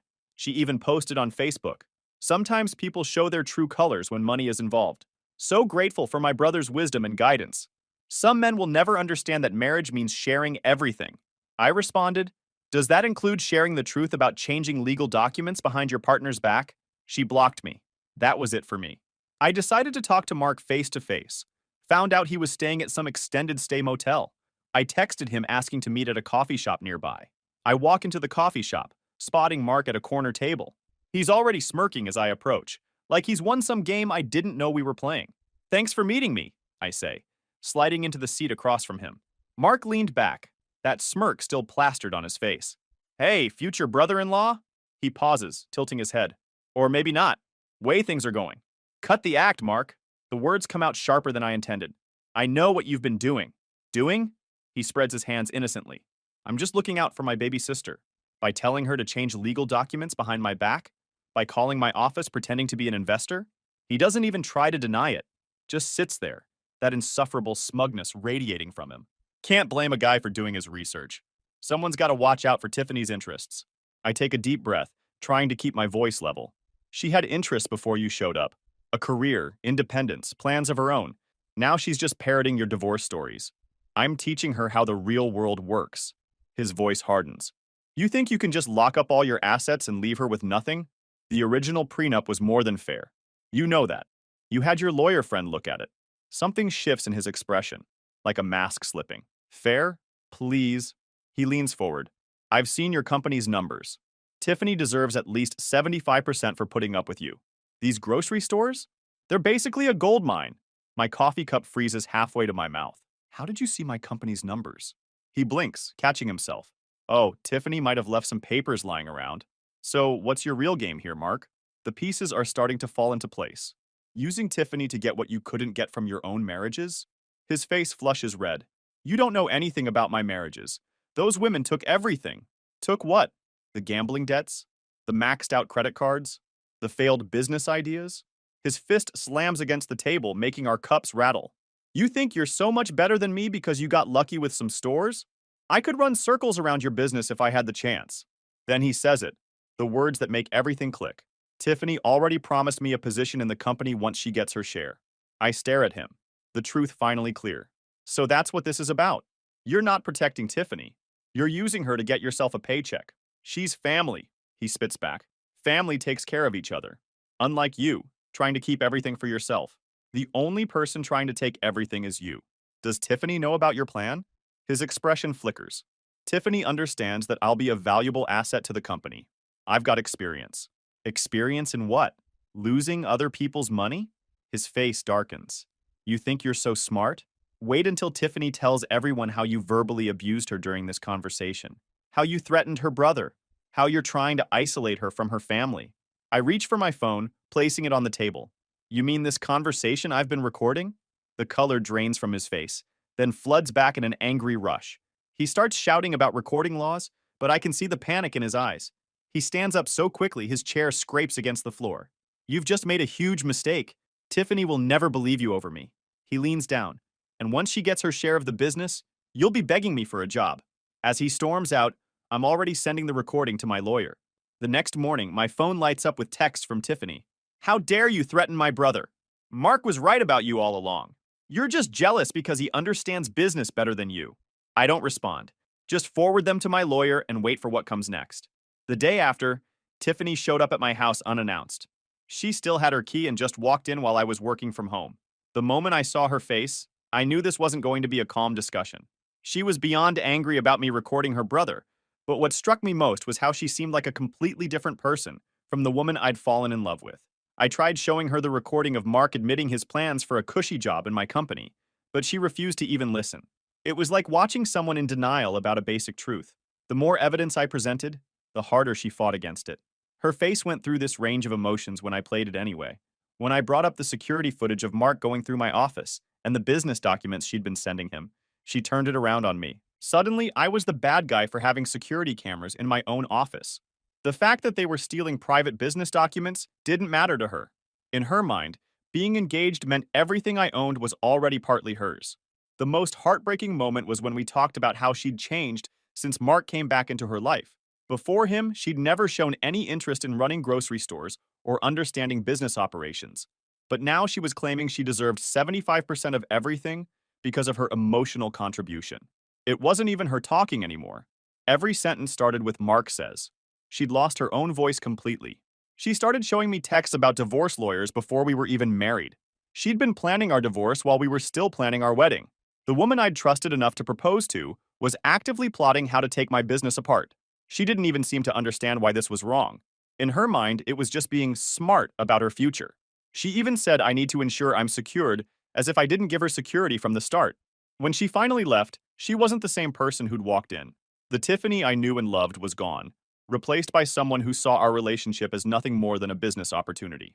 She'd chosen to believe Mark's twisted view of marriage and business over everything we'd built together. That night, as her family bombarded me with messages about being controlling and having hidden cameras, I realized how much Tiffany changed. She had gone from someone who valued trust and independence to someone who thought it was okay to share confidential business information with my competitors just because we were engaged. The next morning, when I found out about her meeting with my competitor, I knew it was truly over. It wasn't just about ending an engagement anymore. It was about accepting that the person I loved had been completely transformed by her brother's toxic influence. The trust was gone, and without trust, there was nothing left to save. That night, I made my decision, although it hurt deeply, but I knew there was no way for me to stick to this relationship. I thought that I needed someone who trusts me and doesn't get manipulated easily. If she's now listening to her brother and coming against me, who else would she be listening to when we get married? So I sent her a formal email, copied my lawyer, explaining that the wedding was canceled due to her attempts to modify the prenup without consent, and her trying to share confidential business information with competitors. I also included the recording of Mark admitting to their plan. 20 minutes after I sent it, my phone started exploding with notifications. Tiffany called me crying, switching between begging me to reconsider and threatening to expose me as a controlling abuser. She kept saying stuff like, Mark says you can't just cancel a wedding without agreeing on a settlement first, and you owe me compensation for emotional damage. I just kept quiet and recorded everything. My lawyer said that's the best thing to do when someone's showing their true colors. After some hours, Tiffany texted me again when she decided to change tactics. Apparently, she vented about it to her brother. Fine, but I'm keeping the ring and I'll stay in the apartment until I'm ready to leave. You owe me that much. Like I owed her something after what she tried to pull. Then my mom called me. She was practically in tears. How could you do this to Tiffany? She loves you. She just wanted to feel secure. I tried explaining about the prenup changes and the business documents, but Tiffany had already worked her magic. According to her version, I was this controlling guy who wouldn't share with my future wife. My mom wouldn't listen at first. Tiffany told us everything about how you're trying to leave her with nothing. Mark explained to us how these prenups work. I had to actually go to my parents' house with my laptop and show them everything. The recordings, the modified prenup, all of it. My mom got real quiet after that. But Tiffany wasn't done. Not even close. Remember that emergency credit card I gave her last year? The one that was supposed to be for actual emergencies? She went on the craziest shopping spree I've ever seen. 3 days. That's all it took for her to rack up almost $12,000 in charges. When I saw the charges coming in, I called her immediately. You know what she said? I deserve nice things after everything I've done for you. I've invested too much time in this relationship to walk away with nothing. When I reminded her the card was for emergencies, she laughed. Actually laughed and said I should have been more specific about what counted as an emergency. That was it for me. While she was still on the call, I pulled up my banking app and canceled the card on the spot. No warning, no discussion, just done. She went dead silent for a second, then lost it, demanding to know how I could do this to her after everything. But at that point, I wasn't about to keep funding her definition of an emergency. My lawyer says we'll get the ring back. It's legally a conditional gift for marriage in our state. The apartment might take longer because tenant rights are complicated, even though she's not on the lease. Everything was a total mess. My head was spinning, and all I wanted is for this nightmare to end. But things took another turn a couple of weeks after the breakup when Emily, Tiffany's sister, found Mark's laptop while helping him with some job application. What she found instead was this detailed plan he'd written out. Basically, a step-by-step guide on how to scam me using Tiffany. We're talking spreadsheets with timelines, planned divorce dates, even calculations of how much money he expected to get from my business. Emily showed everything to their parents first. The documents proved Mark had been planning this for months before he even moved back to town. He'd researched my business, figured out which locations were most profitable, even made notes about which family members he needed to convince first. Tiffany was just his puppet, and he'd spent months pulling her strings. Emily even found Mark's text messages with some guy who turned out to be a fake lawyer. They were discussing how to manipulate Tiffany, with gems like, she's too trusting, this will be easy, and once she's married, we can push for majority control. Mark had even promised this guy a percentage of what they thought they'd get from my business. When Tiffany finally saw all this evidence, something cracked. Emily told me she spent 3 days locked in her room, reading through everything. All those business ideas Mark claimed he lost to his ex-wives? Total lies. His failed marriages weren't because his wives took everything. They left because he kept trying to scam their families. Tiffany showed up at my office last week. Security called me because she was crying in the parking lot. When I went down there, she looked terrible, like she hadn't slept in days. She kept saying she didn't know and she was so sorry, and could we please talk about fixing this? I'll admit, for a second I felt bad for her. Then she said, I've learned my lesson. We can do the original prenup now. I won't ask for any of the business stuff. That's when I realized she still didn't get it. This wasn't about the prenup anymore. This was about trust and who she really was. I told her, Tiffany, you didn't just try to take my business. You betrayed my trust, shared confidential information with competitors, maxed out my credit card, and tried to turn my whole family against me. Mark might have manipulated you, but you chose to go along with it. She started crying harder, saying she'd been scared of ending up like Mark's ex-wives, that he'd convinced her all successful men hide their assets and she needed to strike first. She actually thought she was protecting herself by trying to scam me. The conversation ended with her saying something that showed she still didn't really understand. But I gave up so much for you. I deserve another chance. I just looked at her and asked, what exactly did you give up, Tiffany? Your part-time job that you hated? The apartment you could barely afford? Or just the chance to scam someone else? She left after that, but kept texting me for days. Stuff like, we can start fresh, I still love you, and I'll prove you can trust me again. Emily told me Tiffany's been telling everyone she's learned from her mistakes and grown as a person. It's been 2 weeks. The more she tries to pull in, the more I feel disgusted by the idea of going back to her.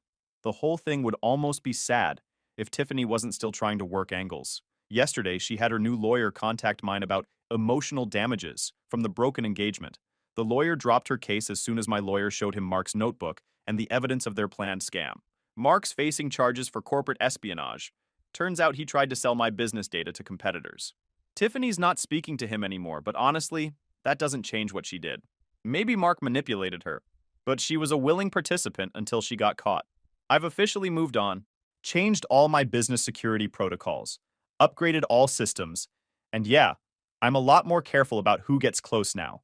The whole thing taught me that sometimes people aren't changing into someone else. They're just revealing who they really are. Edit. Stop DMing me about Emily. She's married and was just doing the right thing.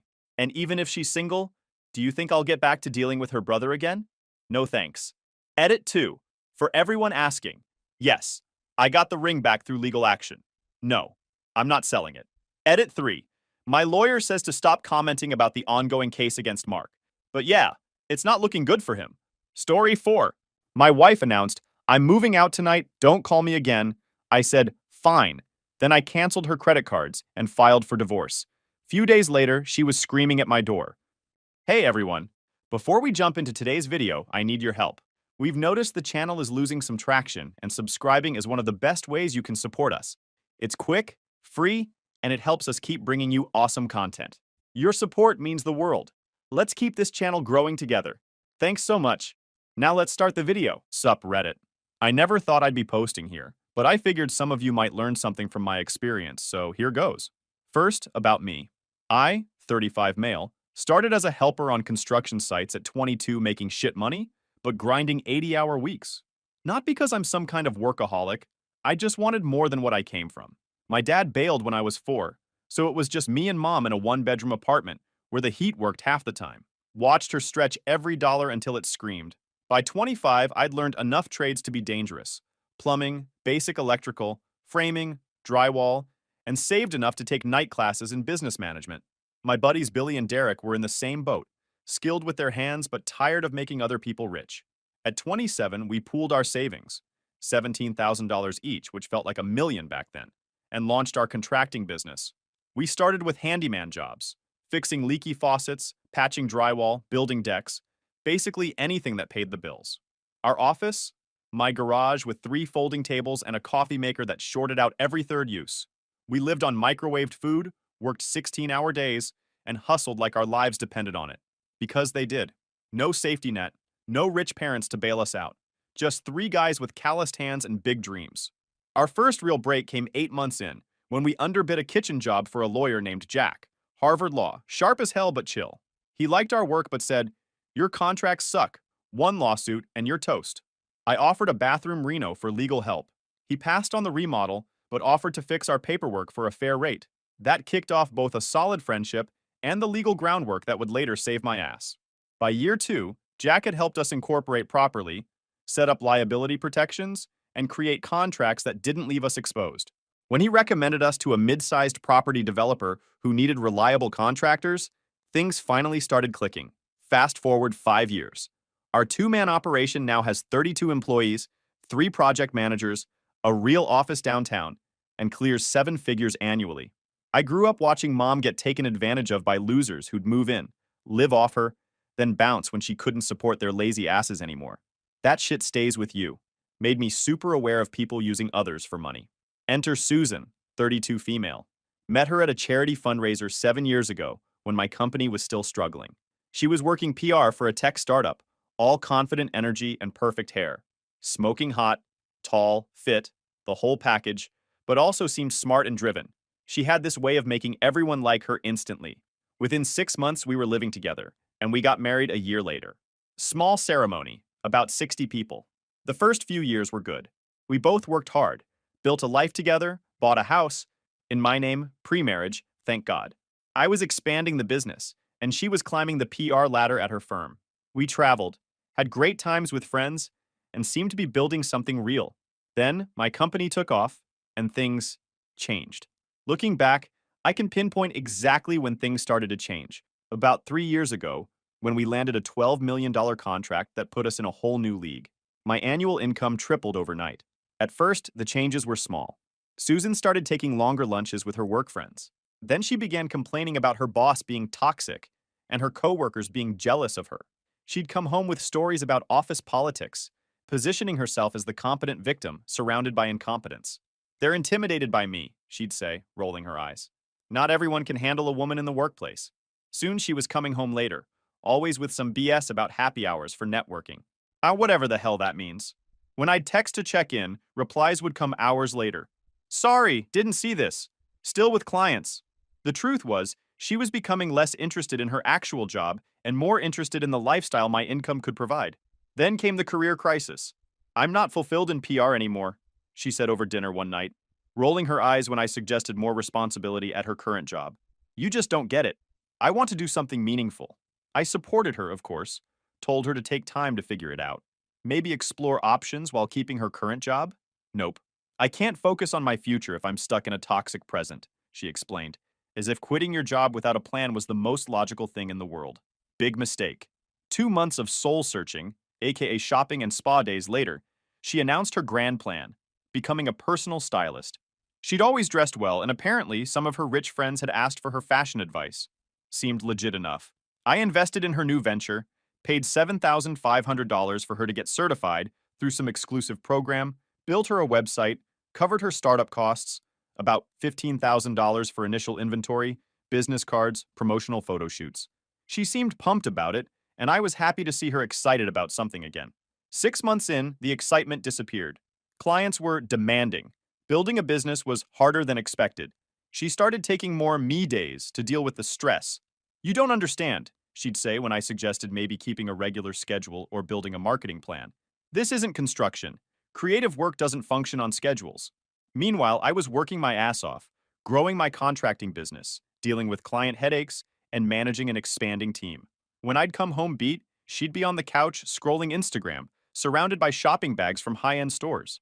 Business expenses, she'd say with an eye roll when I asked about the $4,700 charge from Neiman Billy. Building my brand. Not that you'd understand marketing. Our intimate life, which had been awesome during the early years, basically disappeared. We went from 4 to 5 times a week to maybe once every 2 weeks, always when she felt like it, always like she was doing me a favor. When I brought it up, she'd snap, God, is that all you think about? You're literally pressuring me right now. Then she'd storm off to take a bath for 2 hours. The pattern was becoming clear. She was expert at making me feel like the problem whenever I questioned anything, but I didn't recognize it then. Then came Hannah, 37 female, this twice-divorced chick who became Susan's new bestie. I knew Hannah's type the moment I met her. Designer everything, constantly checking her reflection, and a laugh that managed to sound both fake and condescending. Hannah had mastered living off the settlements. Her Instagram was a masterclass in high-maintenance lifestyle without visible means of support. She constantly fed Susan lines about knowing your worth and how men should provide. Hannah had a PhD in gold digging with a minor in alimony collection, and she was Susan's new life coach. Susan started spending more time with Hannah, weekend trips to Vegas, wine tours in Napa, shopping sprees, all on my dime. She'd come back with stories about guys hitting on them at clubs and how they'd gotten free bottles from some finance guys. The cost wasn't just financial. Susan started adopting Hannah's mindset, dropping comments like, men need to understand that supporting their wives isn't optional, it's the bare minimum. Or, Hannah says a real man never questions his wife's spending. I started noticing sketchy stuff. Susan would turn her phone away when texting. Her Instagram was suddenly full of gym selfies. She wasn't even trying to hide it. Then, she started mentioning a new client named Jordan, a personal trainer with an Instagram following who needed styling help for his fitness brand. He had about 50,000 followers, mostly women. She started spending more time working with him. Their sessions always ran late. She'd come home smelling like cologne. I'm not stupid, but I also don't make accusations without proof. Plus, I was busy with work most of the time. So I watched and waited. My business partner Billy noticed the change too. Dude, you okay? You seem distracted lately, he asked after I messed up some measurements on a blueprint review. I brushed it off, but he wasn't buying it. Look, my cousin went through something similar. Just protect yourself, okay? Keep records of everything.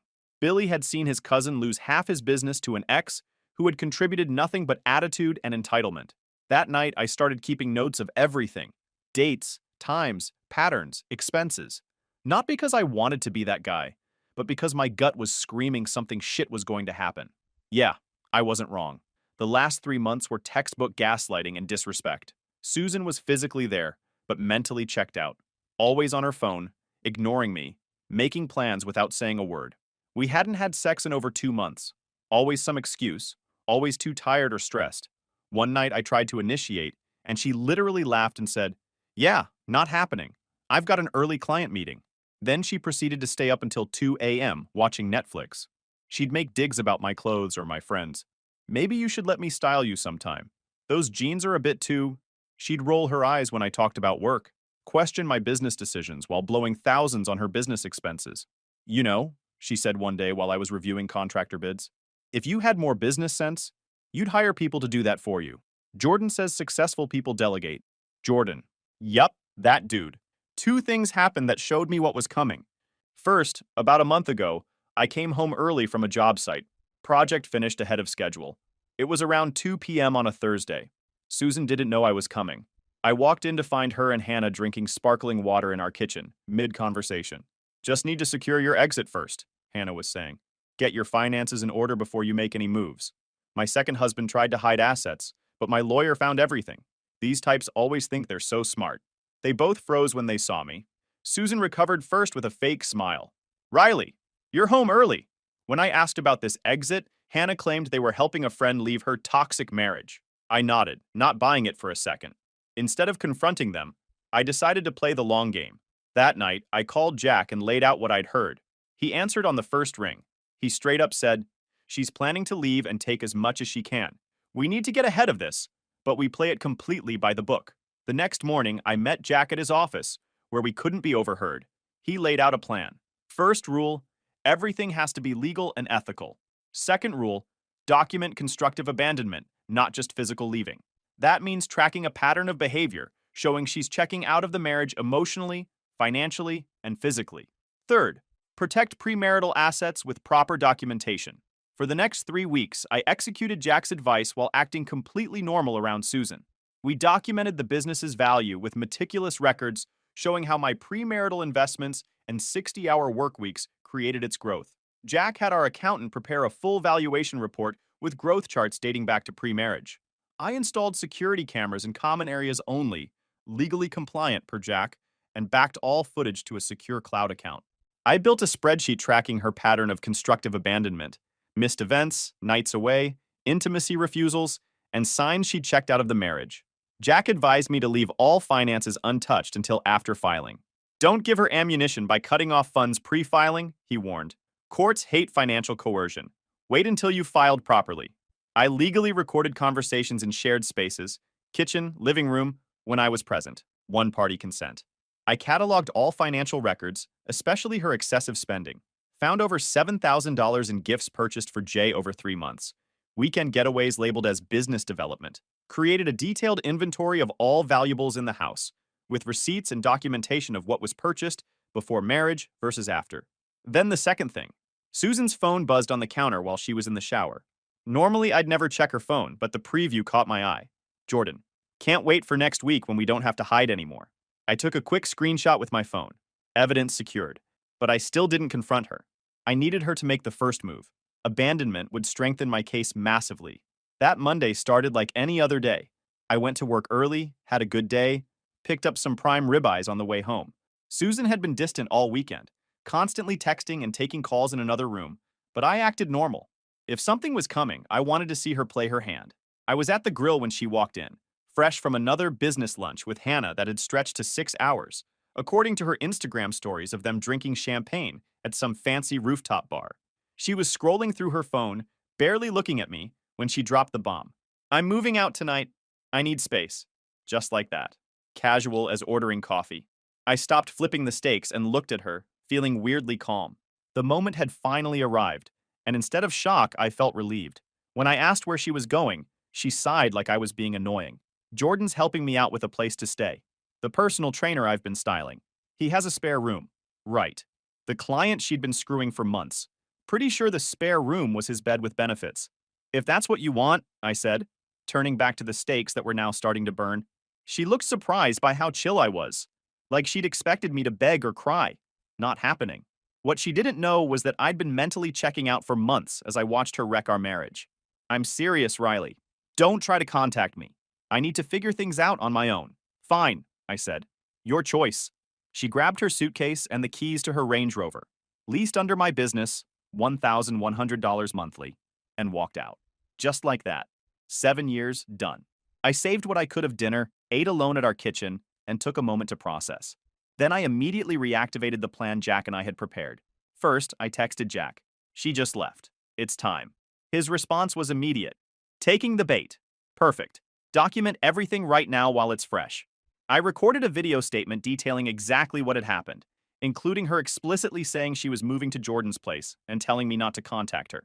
I backed up all security footage showing her packing and leaving voluntarily. Then I called our building manager to verify that the moment she left, her access code to the building was logged in the system, further proof of her voluntary departure. I was capturing abandonment in real time. Jack arrived at my place early the next morning with the already prepared divorce filing. We reviewed everything one last time, adding the final details about her departure. We filed the papers that morning. With the filing complete, it was time to execute the financial part of the plan. First, her extra Amex Platinum, the card she'd maxed out 3 times this year alone on designer crap and networking dinners. Called the concierge line directly. I need to cancel a supplementary card immediately. Took 5 minutes. Done. Her Visa Black Card? Same deal. Click. Gone. The automatic monthly transfer of $4,000 from my business account to her personal checking?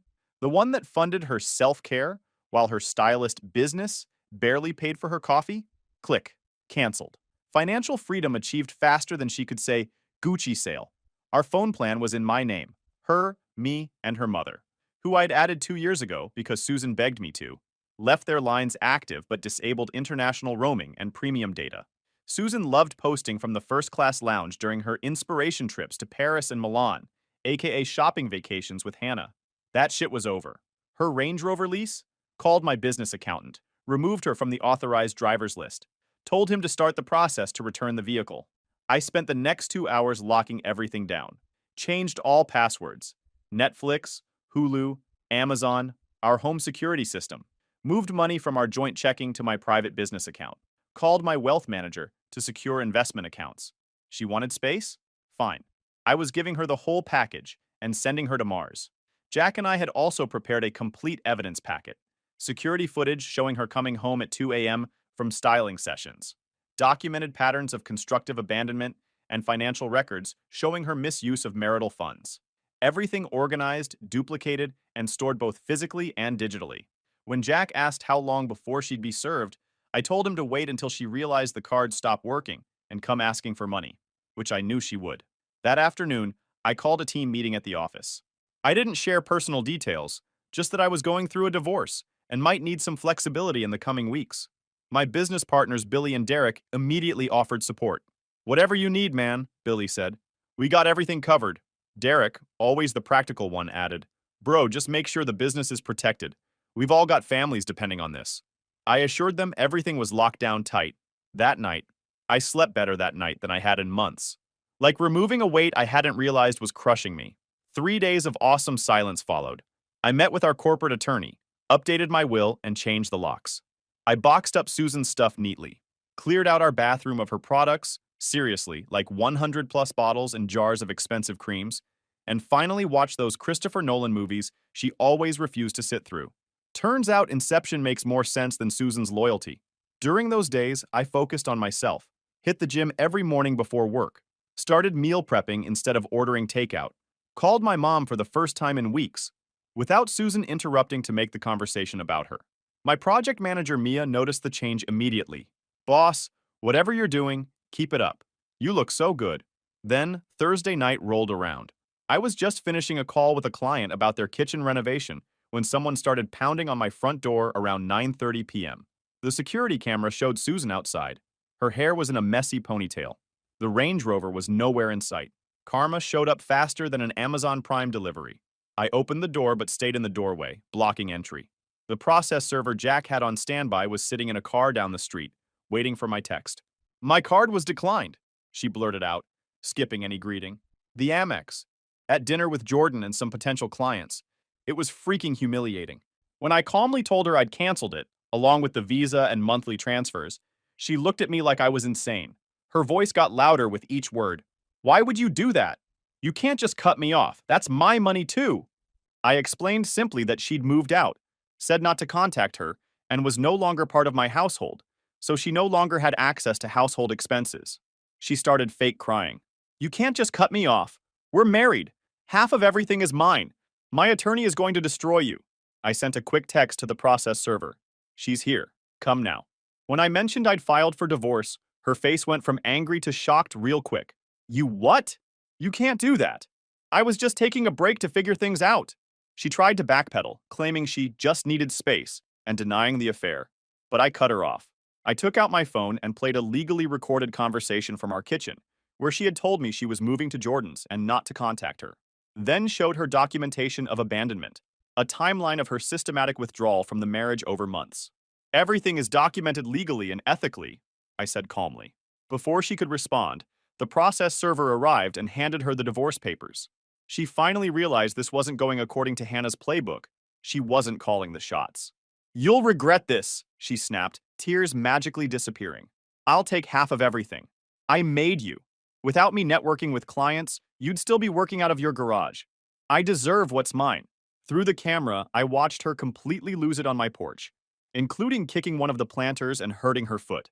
She ripped open the divorce papers, frantically scanning them. Eventually, an Uber pulled up, and she limped to it, still cursing. Oscar-worthy performance. If they had an award for best tantrum when your ATM card gets declined. I poured myself a drink and texted Jack. Papers served. Meltdown complete. His response, perfect. Now we wait for the counterattack. He wasn't wrong. The next week was when the real circus began. First came the calls to my office. My project manager, Mia, fielded 6 calls on Monday alone from Susan, demanding to speak to me about an urgent financial matter, and later claiming there was a family emergency. Boss, your wife keeps calling, Mia said, looking uncomfortable. She said something about her mother being in the hospital, but when I offered to take a message, she hung up. I thanked Mia and told her to block Susan's number from the office line. She's not my wife anymore and her mother is fine. Then the flying monkeys showed up. Mutual friends started texting with lines like, Susan's in a bad place and cold move filing so fast. I gave them all the same quick response about Susan leaving our marriage to live with another man, and most backed off. Our friend group split almost immediately. The real ones, like my buddy Ryan who'd known me since high school, stayed loyal. Dude, I always got weird vibes from her, he admitted over lunch. Too perfect, you know, like she was playing a role. Others took Susan's side, including couples we'd vacationed with. One guy, Trevor, had the nerve to lecture me about working on the marriage. Ironic coming from someone who'd cheated on his girlfriend twice that I knew of. Then came the social media campaign. Susan updated her Instagram bio to healing from trauma and started posting quotes about financial abuse and controlling men. Real subtle. Nothing says I'm healing like trashing your ex online while shacking up with your personal trainer. She even had the audacity to start a GoFundMe titled Escaping Financial Abuse with a goal of $50,000. It raised $237 before being taken down after Jack sent a cease and desist letter with evidence of her voluntary departure and spending habits. The boss level arrived in the form of Hannah, Susan's bestie and divorce coach. Tuesday night she called from a blocked number, screeching, "What the actual heck do you think you're doing? Filing for divorce without even talking to Susan? Cutting her off financially? She built that business with you. No one likes a guy who can't take care of his wife. You're going to be blacklisted in this town." I set her straight. She walked out, by choice. Told me not to contact her. And no, she didn't build shit with me.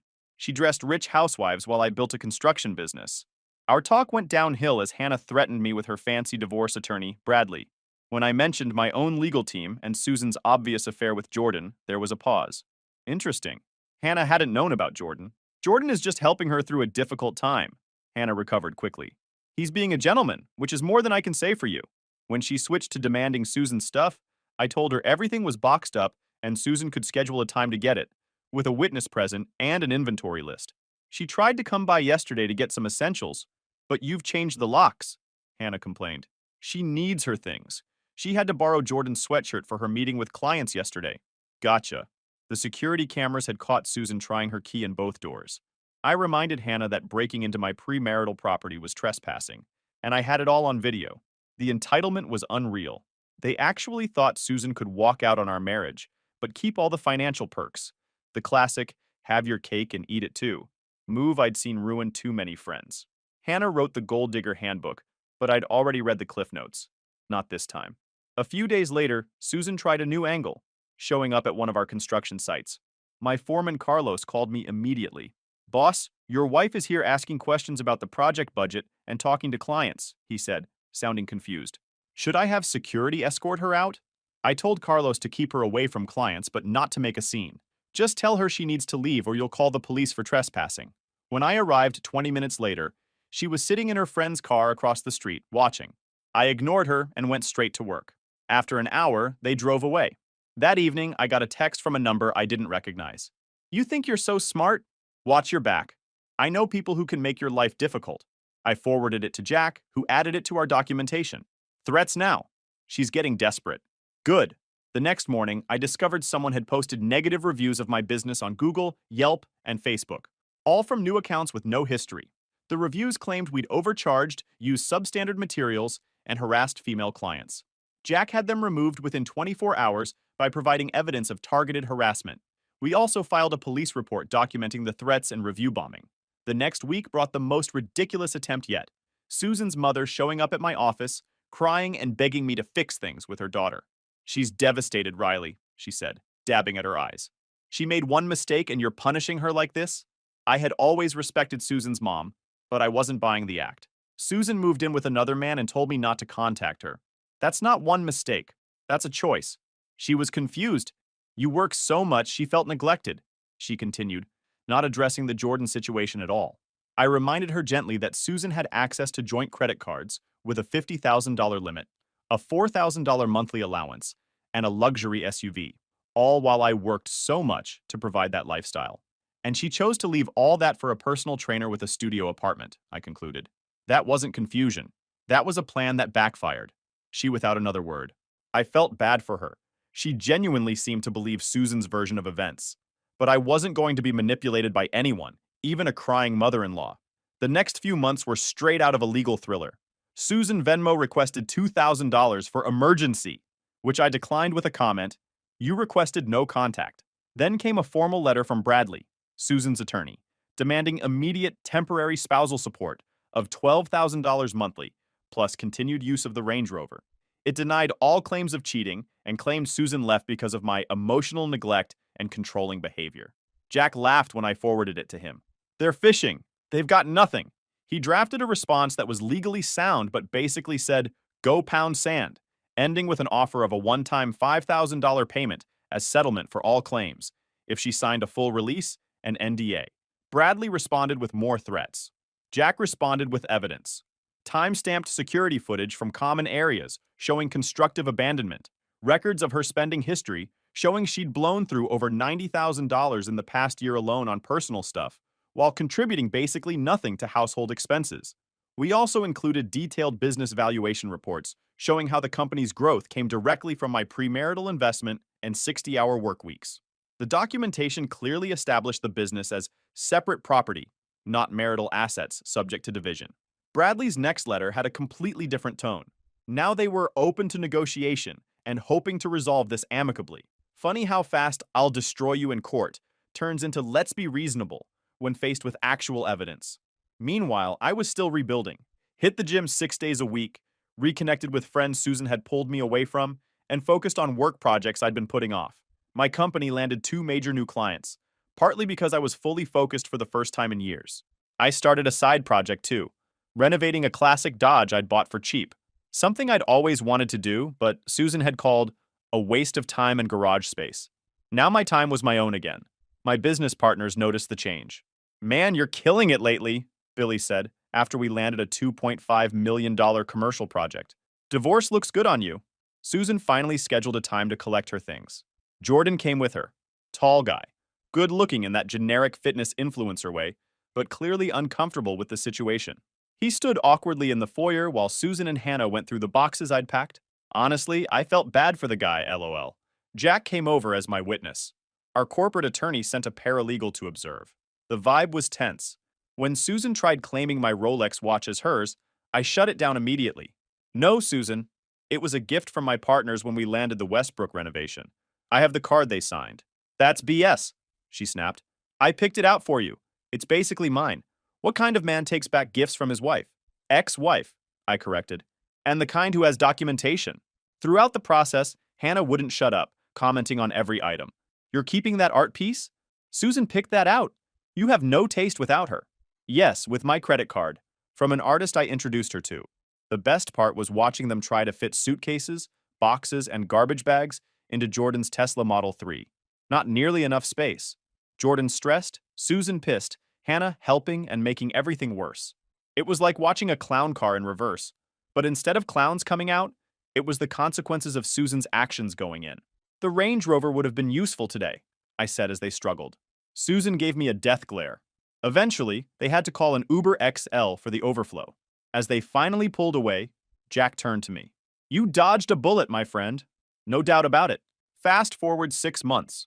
The court date finally arrived. I'd prepared meticulously with Jack, reviewing every document, practicing potential questions. Susan showed up in a conservative outfit trying to look like a victimized housewife. Quite the change from her usual Instagram style. Her attorney, Bradley, opened with dramatic claims about my financial control and how Susan had sacrificed her career for my business.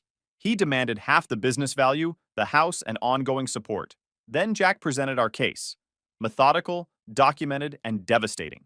He showed Susan's social media posts from the very days she claimed to be working tirelessly on my business.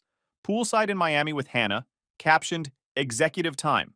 He presented business formation documents showing the company was created 3 years before we met.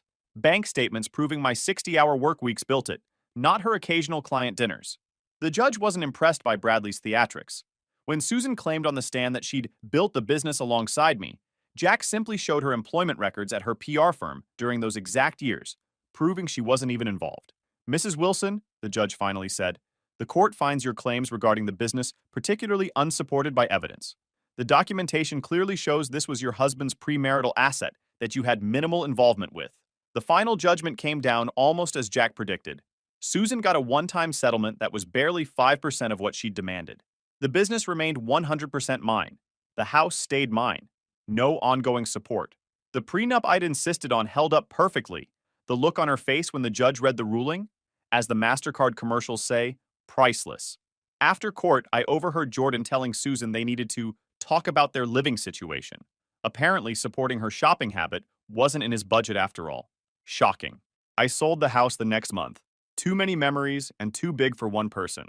Bought a modern loft downtown, walking distance to my office. Business is thriving. Life was better than ever without the dead weight.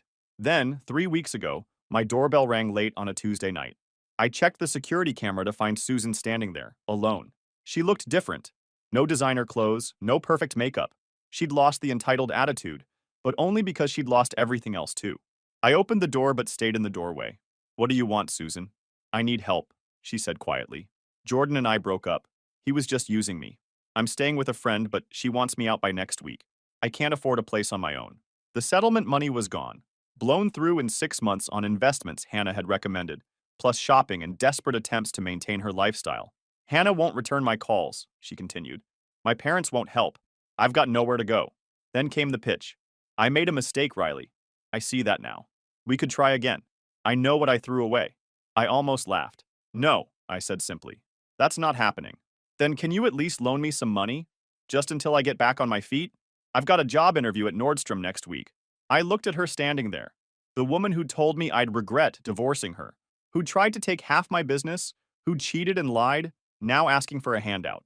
Susan, I said, you wanted space and independence. You've got it. Good luck with your interview. As I closed the door, I heard her say, You're really going to leave me with nothing? After 7 years? I reopened the door slightly. No, Susan. You left yourself with nothing. I'm just respecting your choice. Then I closed the door for good. Sometimes I think about the years invested in someone who could throw it all away so easily. Red flags I missed. Compromises that were all one-sided. Lessons learned the hard way. But the best revenge is living well, setting boundaries, letting her face the natural consequences of her choices. She wanted out. I gave her exactly that.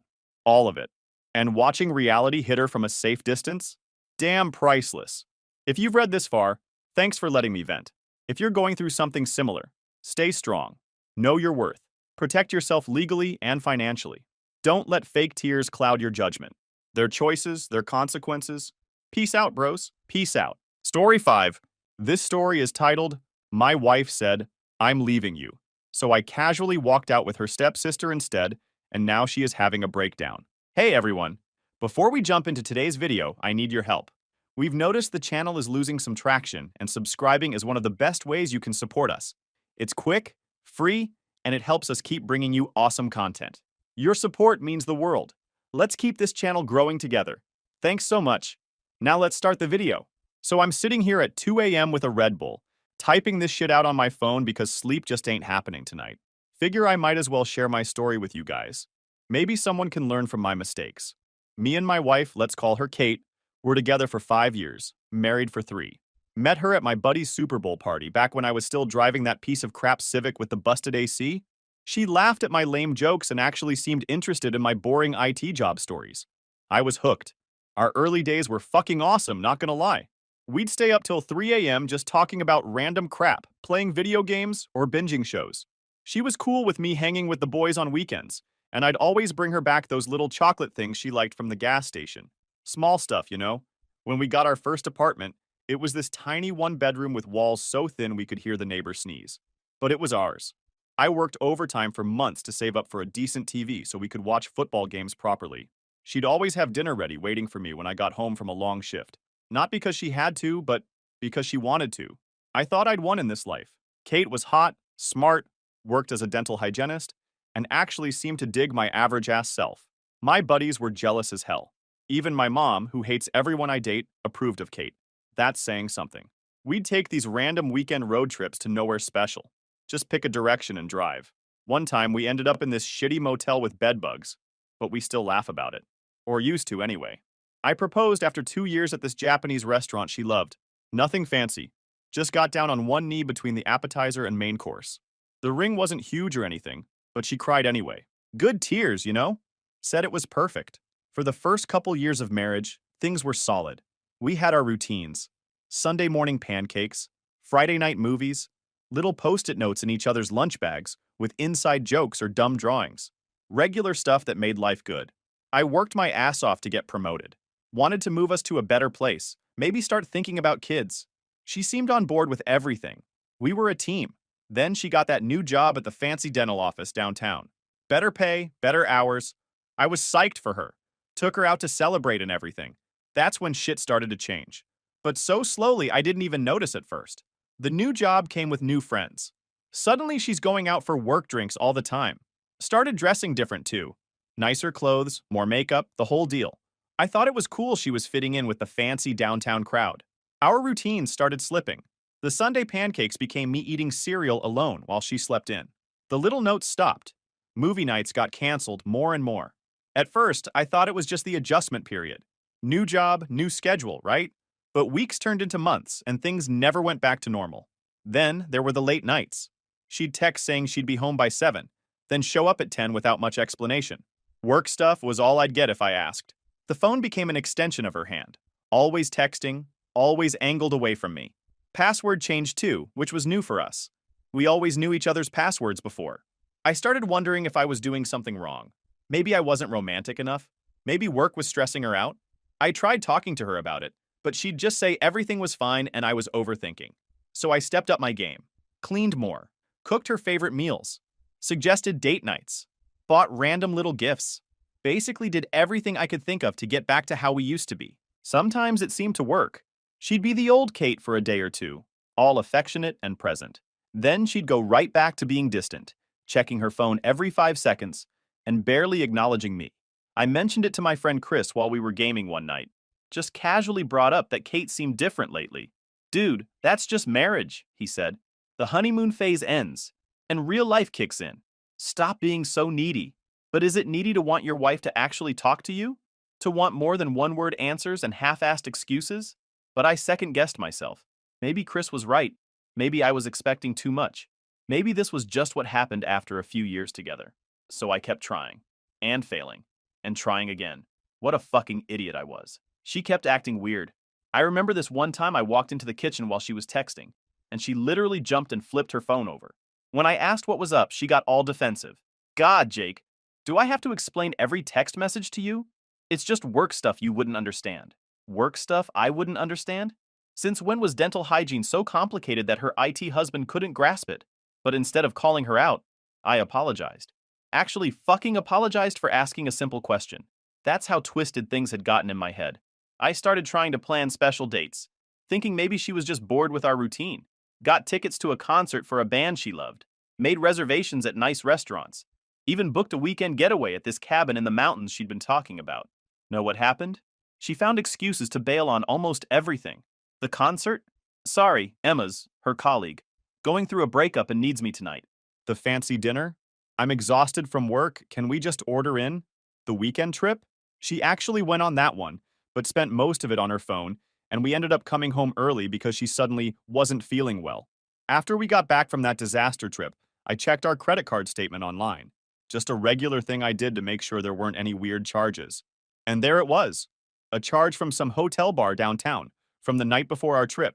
Date and time when she was supposedly working late.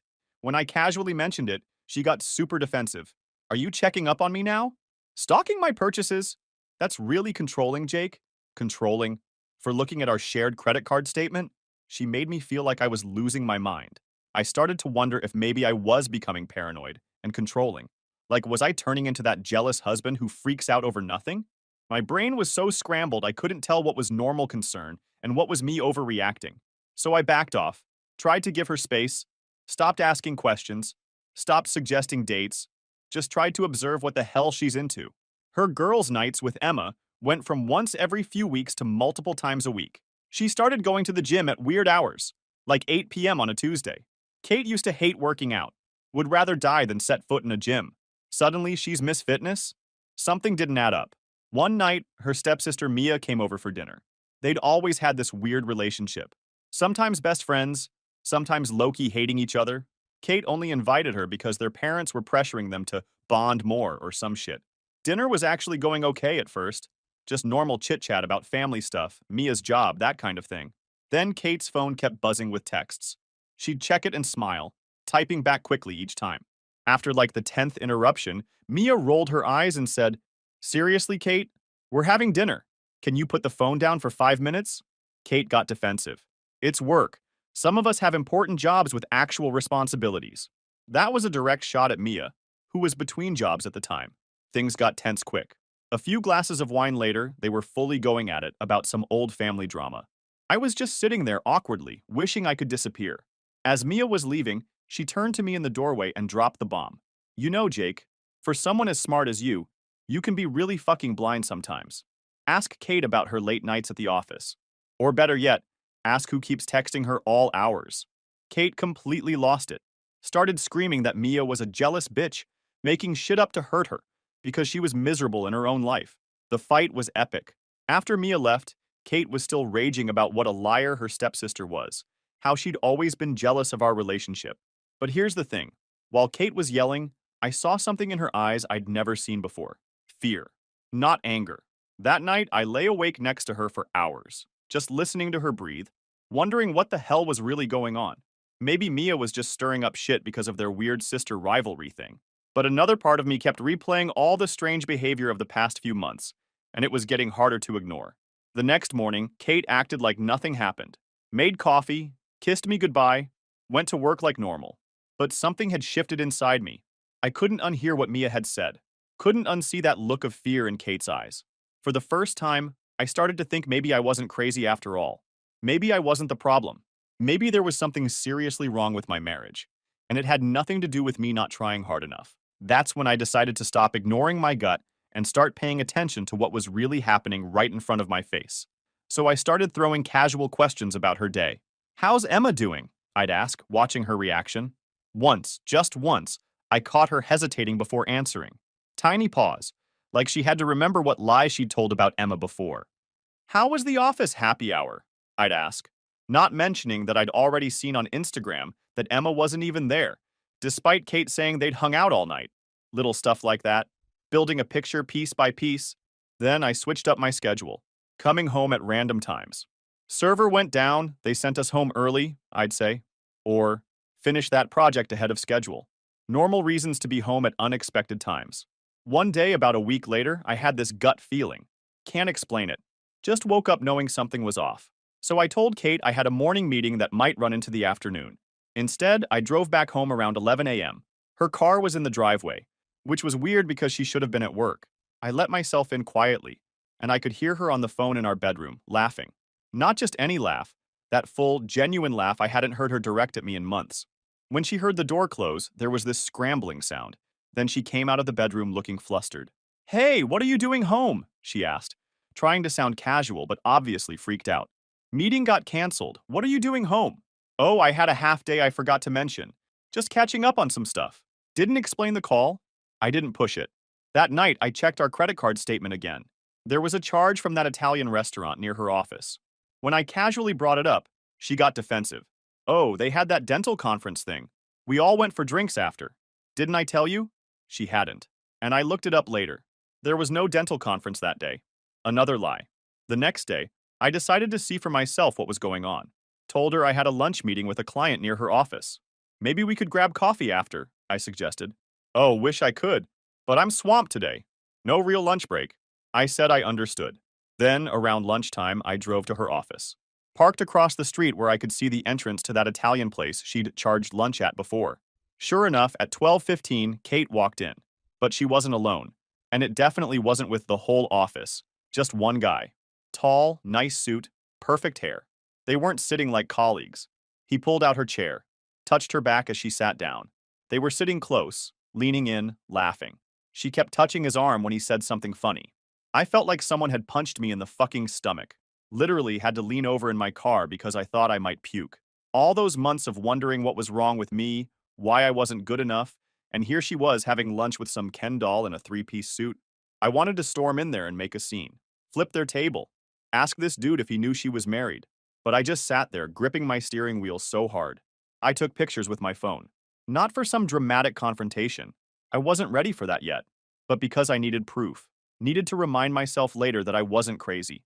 That I hadn't imagined all of this. When they came out an hour later, he hugged her goodbye. Not a quick friendly hug. One of those lingering ones with his face in her hair. Then she checked her watch, fixed her lipstick, and headed back to the office like nothing happened. I sat in my car for another 20 minutes, just trying to process. Then I called Mia. "We need to talk," I said.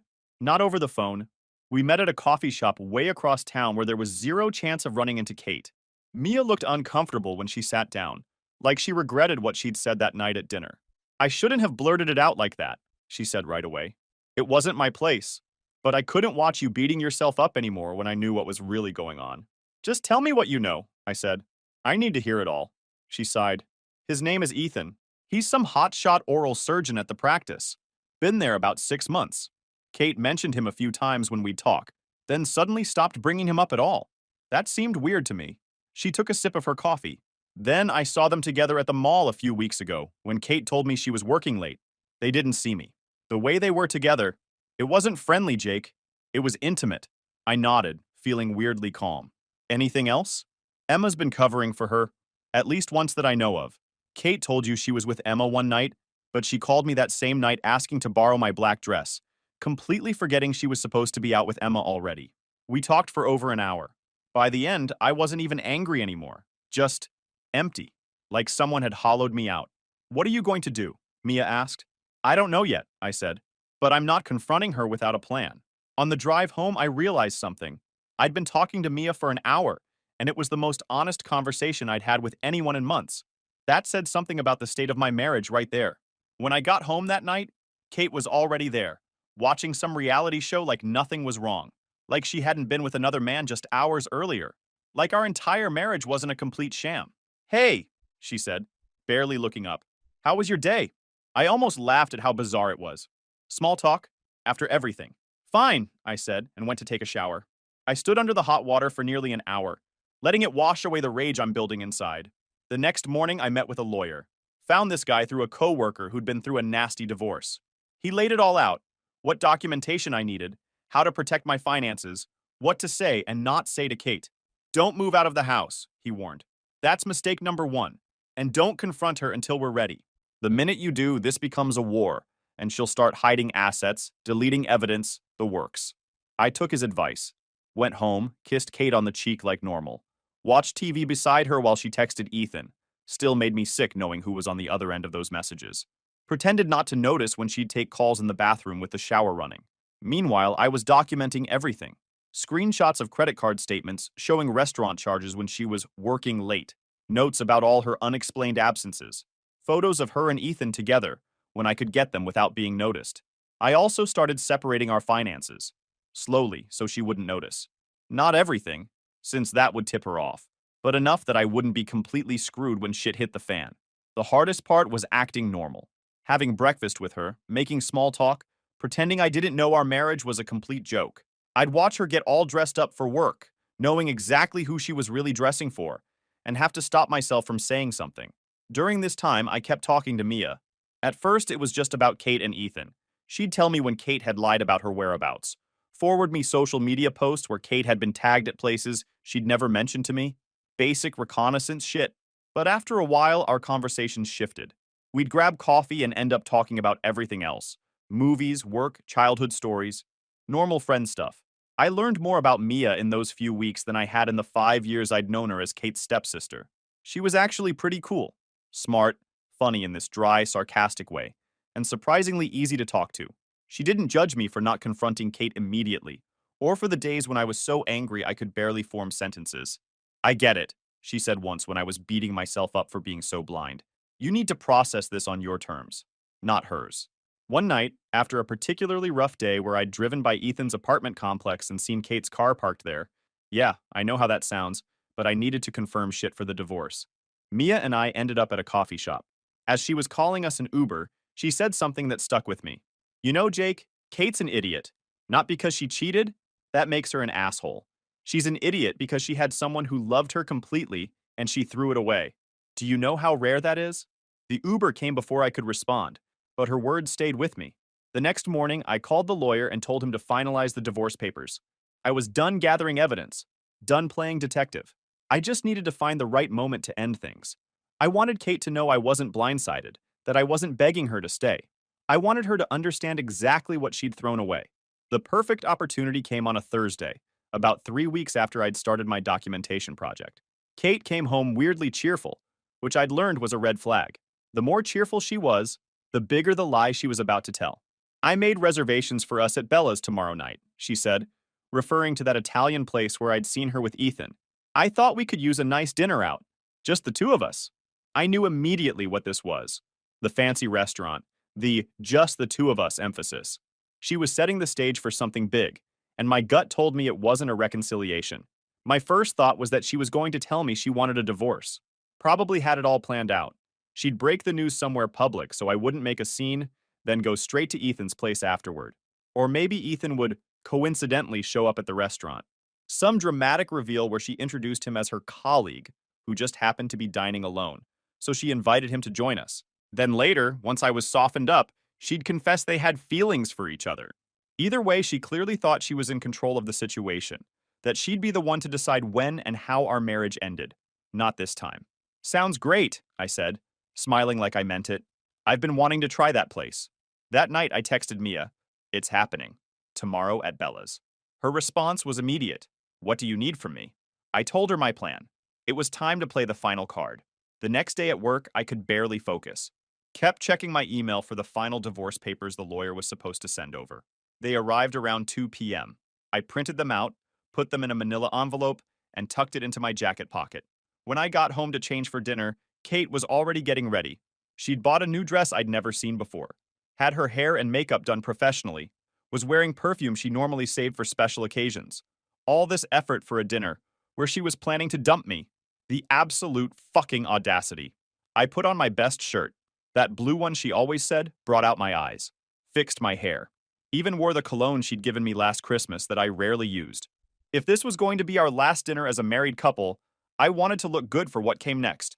As we drove to Bella's, she made unusually animated small talk, work stories, gossip about friends, even threw in a few nostalgic memories from our early days together.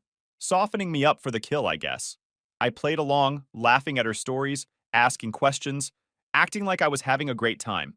Inside, my heart was pounding so hard I thought she might hear it.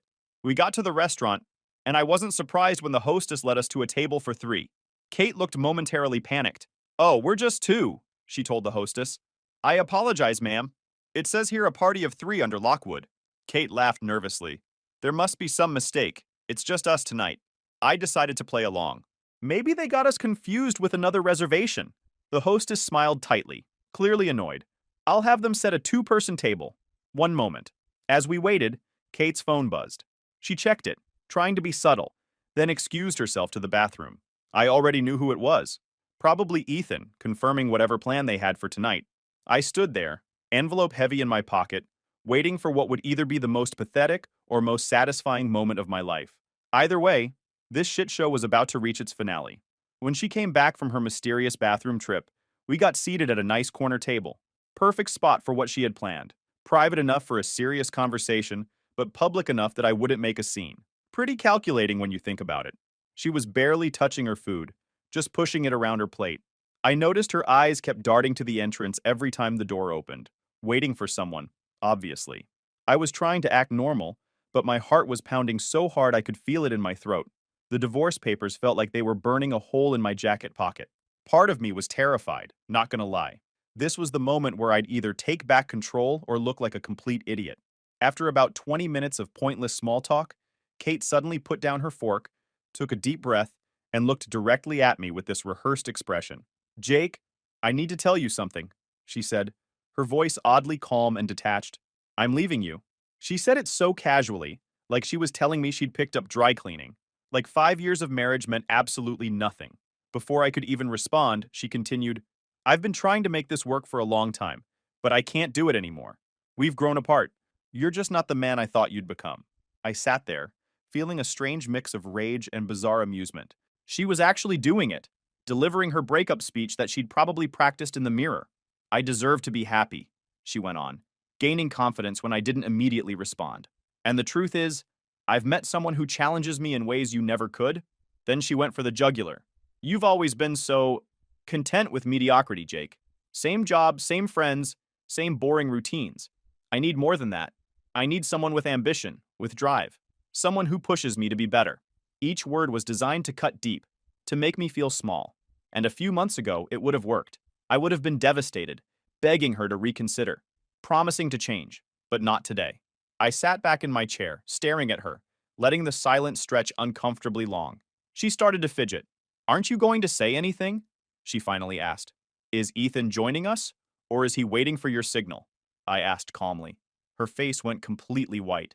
The confidence drained away instantly. What? Who's Ethan?" she stammered, eyes wide with panic. "Oh, you don't know Ethan? He's the oral surgeon you've been fucking for the past 3 months. Is he joining us, or were you planning to meet him after crushing my spirit?" She opened and closed her mouth several times, no words coming out. It was like watching someone's entire plan collapse in real time. "How did you know?" I finished for her. "I've known for a while, Kate. The late nights, the changed password on your phone, the secret texts. Did you really think I was that stupid? It's not what you. Save it." I cut her off. "I don't care about your excuses. I don't care about Ethan. I just want you to know that you're not blindsiding me. I've been 10 steps ahead of you this whole time." I reached into my jacket pocket and pulled out the manila envelope. "If you wanted out, you could have just said so," I said, sliding the envelope across the table. "Instead, you dragged it out for months, making me think I was the problem." She opened the envelope with shaking hands, then stared at the divorce papers inside. "You're filing for divorce?" "Already filed," I corrected her. "Those are your copies. My lawyer will contact yours on Monday." The shock on her face was incredible. This wasn't following her script at all. "But I don't understand. I was going to tell you tonight. I was going to tell you that we could still be friends." I laughed. Actually laughed out loud. "Friends? After months of lying to my face? After planning this little public humiliation? You really think that highly of yourself, don't you?" Her phone buzzed on the table. "Ethan, right on cue." She glanced at it, then back at me. "Go ahead," I nodded at her phone. "Tell your boyfriend plans have changed." Shakily, she picked up her phone and stepped away from the table. When she came back, her composure was cracking. "Jake, I think we should talk about this more. Maybe we rushed." "One more thing," I cut her off again, checking my watch. "I didn't come alone either. I sent a dot to Mia." The restaurant door opened, and Mia walked in. She spotted us and headed our way. Kate's eyes widened in disbelief. "You brought my stepsister to our breakup dinner," she hissed. "No," I corrected as Mia reached our table. "I just brought my date to bring some vibes after this boring dinner." I stood up, dropped enough cash on the table to cover the bill, and offered Mia my arm. "Ready?" Mia smiled, took my arm, and together we walked past a speechless Kate. At the door, I turned back one last time. My face must have been cold as ice because Kate actually flinched. "By the way, I've known about Ethan since the day you first met him. Mia's been keeping me updated. Every lie, every late night at the office. We've been laughing about it for months." That wasn't entirely true, but the look on Kate's face was worth the embellishment. As we walked to my car, Mia squeezed my arm. "You okay?" I took a deep breath of the cool night air. The anger was subsiding, leaving behind something that felt like freedom. Surprisingly, yeah, I really am. We ended up going to a bar across town. I bought Mia a drink to thank her for playing along with my plan. Neither of us really felt like celebrating. It wasn't that kind of night, but it felt good to be with someone who knew the whole truth and was on my side. "That was pretty brutal," Mia said after a while. "I've never seen you like that before." I shrugged. She was planning to humiliate me in public, to sit there and tell me I wasn't good enough, that I was mediocre, while she'd been cheating for months. She deserved worse. Mia nodded slowly. "Still, the cold, calculated way you handled it, I didn't know you had that in you." "Neither did I admitted. "But I'm not sorry. Not even a little bit." As I drove Mia home, I realized Kate had probably already called Ethan to pick her up from the restaurant. She might not even come home tonight. I was right. When I got home, the house was empty. Kate didn't come back until the next afternoon. By then, I'd already packed a bag. I wasn't leaving permanently. Rick had been very clear about staying in the house, but I needed a few days away to clear my head. As I was zipping up my duffel bag, Kate came into the bedroom. Her eyes were red. "Where are you going?" she asked, her voice small. "Chris's place. Just for a few days while you figure out where you're going to live." "You're kicking me out?" Now she sounded angry. "I'm the primary on the mortgage. I have the right to stay. But I'll give you some time to make arrangements."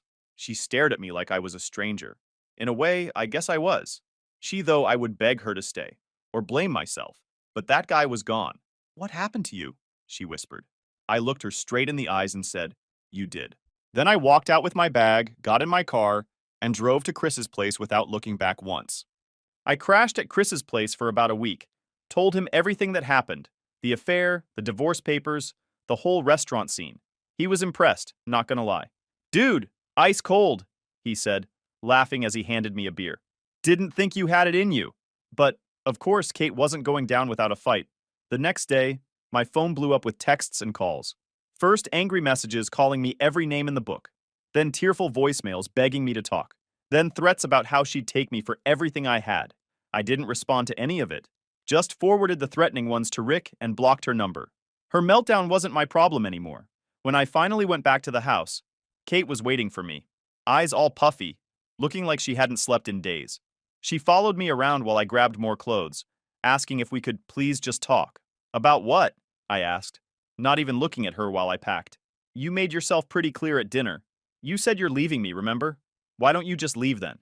"I didn't mean that," she cried. "I was just saying what I thought would hurt you. Please, Jake, you can't just throw away 5 years because of one mistake." I nearly laughed. "One mistake? Kate, you've been sleeping with this guy for months, lying to my face every day. That's not a mistake. It's a choice. A series of choices." She switched tactics, trying anger. "Is this about Mia? Are you seriously fucking my stepsister to get back at me? That's sick, Jake." I just smiled. "What Mia and I do is none of your business anymore. You gave up the right to ask about my personal life when you decided to cheat." "So you are with her," Kate said, her voice rising. "How long has this been going on? Were you cheating too? Is that why you're so eager to divorce me?" I laughed out loud. "That's rich coming from you. No, Kate, unlike you, I don't cheat. But what happens now that we're done? That's my business." She looked at me like I was a stranger. "What happened to you?" "I woke up," I said simply. "Now I want you out of the house by next weekend. Take whatever furniture you brought into the marriage. The rest stays." She started crying again, but I was immune to it now. Her tears had lost all power over me. "Where am I supposed to go?" she sobbed. "Not my problem," I shrugged. "Call Ethan. I'm sure he'd love to have you move in." As I walked out the door with my stuff, I heard her scream something about how I'd regret this. I didn't even turn around. Just got in my car and drove off. Felt fucking great, honestly. The rumors started flying almost immediately. Kate told everyone who would listen that I'd been cheating with Mia all along. I didn't bother correcting anyone. Let them think what they wanted. The people who mattered knew the truth. The real explosion came when Kate's family got involved. Her mom called me, absolutely livid, screaming about how I was a disgusting person for hooking up with Mia behind Kate's back. I just let her rant, then calmly said, "Maybe you should ask your daughter about her oral surgeon boyfriend before pointing fingers." Then her dad called. Same accusations. I gave him the same response. By the end of the week, their family was in complete chaos. Kate's parents were fighting with each other about whose fault it was their daughter cheated. Kate and Mia's mutual friends were taking sides. Kate's older brother, who'd always liked me, called to say he believed me and thought Kate had fucked up royally. Meanwhile, Mia and I kept being seen together around town. We weren't actually dating, just friends hanging out, but we didn't correct anyone's assumptions. Let Kate think what she wanted. The mental torture of imagining her stepsister with her ex-husband was perfect revenge. The legal battle wasn't as dramatic as I expected. Kate contested everything at first, demanded alimony despite making more than me, tried to claim I was abusive, with zero evidence. But my lawyer was good at his job, and I had documentation of her affair. In the end, she got less than she wanted, and I kept the house after buying out her portion. The divorce was finalized 3 months later. I didn't feel anything special. Just another day. Kate moved in with Ethan, into one of those luxury apartments downtown that she always wanted. According to mutual friends, they're already having problems. Turns out Mr. Perfect has been caught texting other women, twice. She tried to reach out to me recently, some bullshit about missing our friendship. I left her on red. Not my circus, not my monkeys. As for me, life's better than ever. The house is fully mine now. I redecorated immediately, painted the walls colors Kate always hated, got a PS5 and gaming setup she always said was childish. I also got a dog from the shelter, named Rex, who sleeps on the bed and doesn't give a shit if I leave clothes on the floor. And Mia? That's where things got interesting. What started as a let's mess with Kate charade turned into something real. We kept showing up together at places we knew Kate would hear about, posting pics together on social media, the works. Kate was losing her mind thinking her stepsister had stolen her husband. Her family completely imploded. Half of them wouldn't speak to Mia. The other half thought Kate deserved every bit of it. At first, Mia and I were just friends playing along with everyone's assumptions. But spending all that time together, something started to change. One night after we'd grabbed dinner, at Kate's favorite restaurant, deliberately, Mia stopped me in the parking lot. "You know, this whole fake dating thing has been fun," she said, "but I'm starting to wonder if we're still pretending." I was caught off guard. "What do you mean?" She looked at me straight on. "I mean, from day one, I watched how you handled this whole mess. You set boundaries and refused to be disrespected. Most guys I know would have fallen apart, but you just got tougher. And I'm really attracted to that kind of strength," she continued, stepping closer and putting her hand on my chest. "A real man like you doesn't deserve to get screwed over. You deserve someone who actually sees what they've got." Then she just leaned in and kissed me, like it was the most natural thing in the world. And shit, I fell hard for that. That night changed everything. Turns out Mia had feelings for me almost from the beginning, but held back because of the whole divorce situation and not wanting to be the rebound girl. But as weeks turned into months, it became harder for her to pretend. We decided to give it a real shot without telling anyone, not even to correct their assumptions. Let them think what they wanted. The only difference was now we weren't faking it. Kate eventually found out we were actually together, and she completely lost it. Sent Mia this long, unhinged text about betrayal and sister code, conveniently forgetting she'd been the one to cheat first. Mia just forwarded it to me with the laughing emoji. So what's the takeaway from all this? Stand up for yourself. Don't let anyone make you feel like you're not enough. Document everything. And when someone shows you who they really are, believe them the first time. Last week, I ran into Kate's mom at the grocery store. She actually apologized for how she reacted during the divorce. Said she'd finally gotten the full story from one of Kate's friends who couldn't keep the secret anymore. She looked embarrassed when she mentioned how she'd accused me of cheating with Mia. "So you and Mia are actually together now?" she asked awkwardly. I just smiled and grabbed my bags. "Mia's the best thing that came out of this whole mess. Have a nice day, Mrs. Lockwood." Her face when I said that? Priceless. So that's my story, bros. Not the happily ever after I planned, but maybe an even better one. Sometimes the person who helps you through your darkest times is the one who deserves to be there for the brightest ones too. Drop your thoughts below if you've been through something similar or have any advice. Edit. Holy shit, this blew up overnight. Thanks for all the awards and support. Didn't expect so many dudes to relate to this. Edit 2. For everyone asking if I feel bad about dating my ex's stepsister. Nope. Kate forfeited any right to dictate my life when she decided to cheat. Besides, Mia and I are happy, and that's all that matters. Story 6. My fiancé texted coldly. Wedding's off, expect a call from my lawyer. I calmly replied, as you wish. Then I quietly withdrew my name from our mortgage application for the luxury condo she'd insisted on. Within 48 hours, her lawyer was calling frantically. My client didn't realize the financial implications, he stammered. That night, she showed up at my door, designer bags in hand, demanding I fix this mess immediately. Hey everyone! Before we jump into today's video, I need your help. We've noticed the channel is losing some traction, and subscribing is one of the best ways you can support us. It's quick, free, and it helps us keep bringing you awesome content. Your support means the world. Let's keep this channel growing together. Thanks so much. Now let's start the video. Hey Reddit, long-time lurker, first-time poster. Throwaway for obvious reasons, since some people involved might know my main account.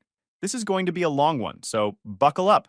I've been debating whether to share this story for months, but after seeing a similar post hit the front page yesterday, I figured it might be cathartic to get this off my chest. Plus, maybe it'll help someone else recognize the red flags I missed. Fair warning, this is a wild ride from start to finish. So I guess I should start with some background. I, 31 male, work as a mechanical engineer at an aerospace company in Seattle. Pretty average guy, slightly overweight, working on it, receding hairline that I'm coming to terms with, and definitely more comfortable talking about tensile strength than fashion trends. I grew up in a middle-class family in Michigan, put myself through college with scholarships and part-time jobs, and landed a decent position right out of school. Then I met Jessica. She was 28, a marketing executive at a prestigious firm, and way out of my league looks-wise. We met at my friend Kyle's birthday party 3 years ago. She was his co-worker's +1, and I still have no idea why she gave me her number that night. Women like her, who look like they walked off a magazine cover, don't usually go for guys like me. But we clicked. Or at least, I thought we did. The first year was amazing. She was fun, adventurous, and seemed genuinely interested in my work, even though aerospace engineering isn't exactly thrilling dinner conversation. She'd ask questions about my projects, send me supportive texts during big presentations, and even wore this dorky NASA t-shirt I bought her to bed sometimes. Looking back, there were red flags from the beginning, but love is blind, right? She'd make these little comments about my potential, how I could definitely be a senior engineer if I just networked more, or how I should dress better for client meetings to get noticed by management. At the time, I thought she was being supportive. Now I realize she was trying to mold me into something I wasn't. About a year in, things started changing. Her suggestions became criticisms. My apartment was suddenly too small for an established professional. My perfectly functional Honda was embarrassing next to her BMW. My friends were holding me back because they weren't ambitious enough. My brother Alex, who works construction and has been my best friend since childhood, was gradually excluded from our social events because he was too blue-collar for her circle. But I was in love. So I started changing. I bought nicer clothes. I went to her pretentious work parties and laughed at unfunny jokes from her boss. I saw my brother less. I even turned down a promotion opportunity in Chicago because she insisted we needed to stay in Seattle near her family and social connections. When I proposed after 2 years, she cried and said yes, then immediately started planning a wedding that would cost more than my annual salary. It's an investment in our social capital, she'd say whenever I brought up the budget. These connections will pay off for both of us. So I opened a special savings account and started putting away chunks of my bonuses and overtime pay. Eventually, I had $22,500 set aside just for wedding deposits. Jessica never contributed a cent, claiming she was saving for our future in other ways. I didn't question it because, well, I was an idiot.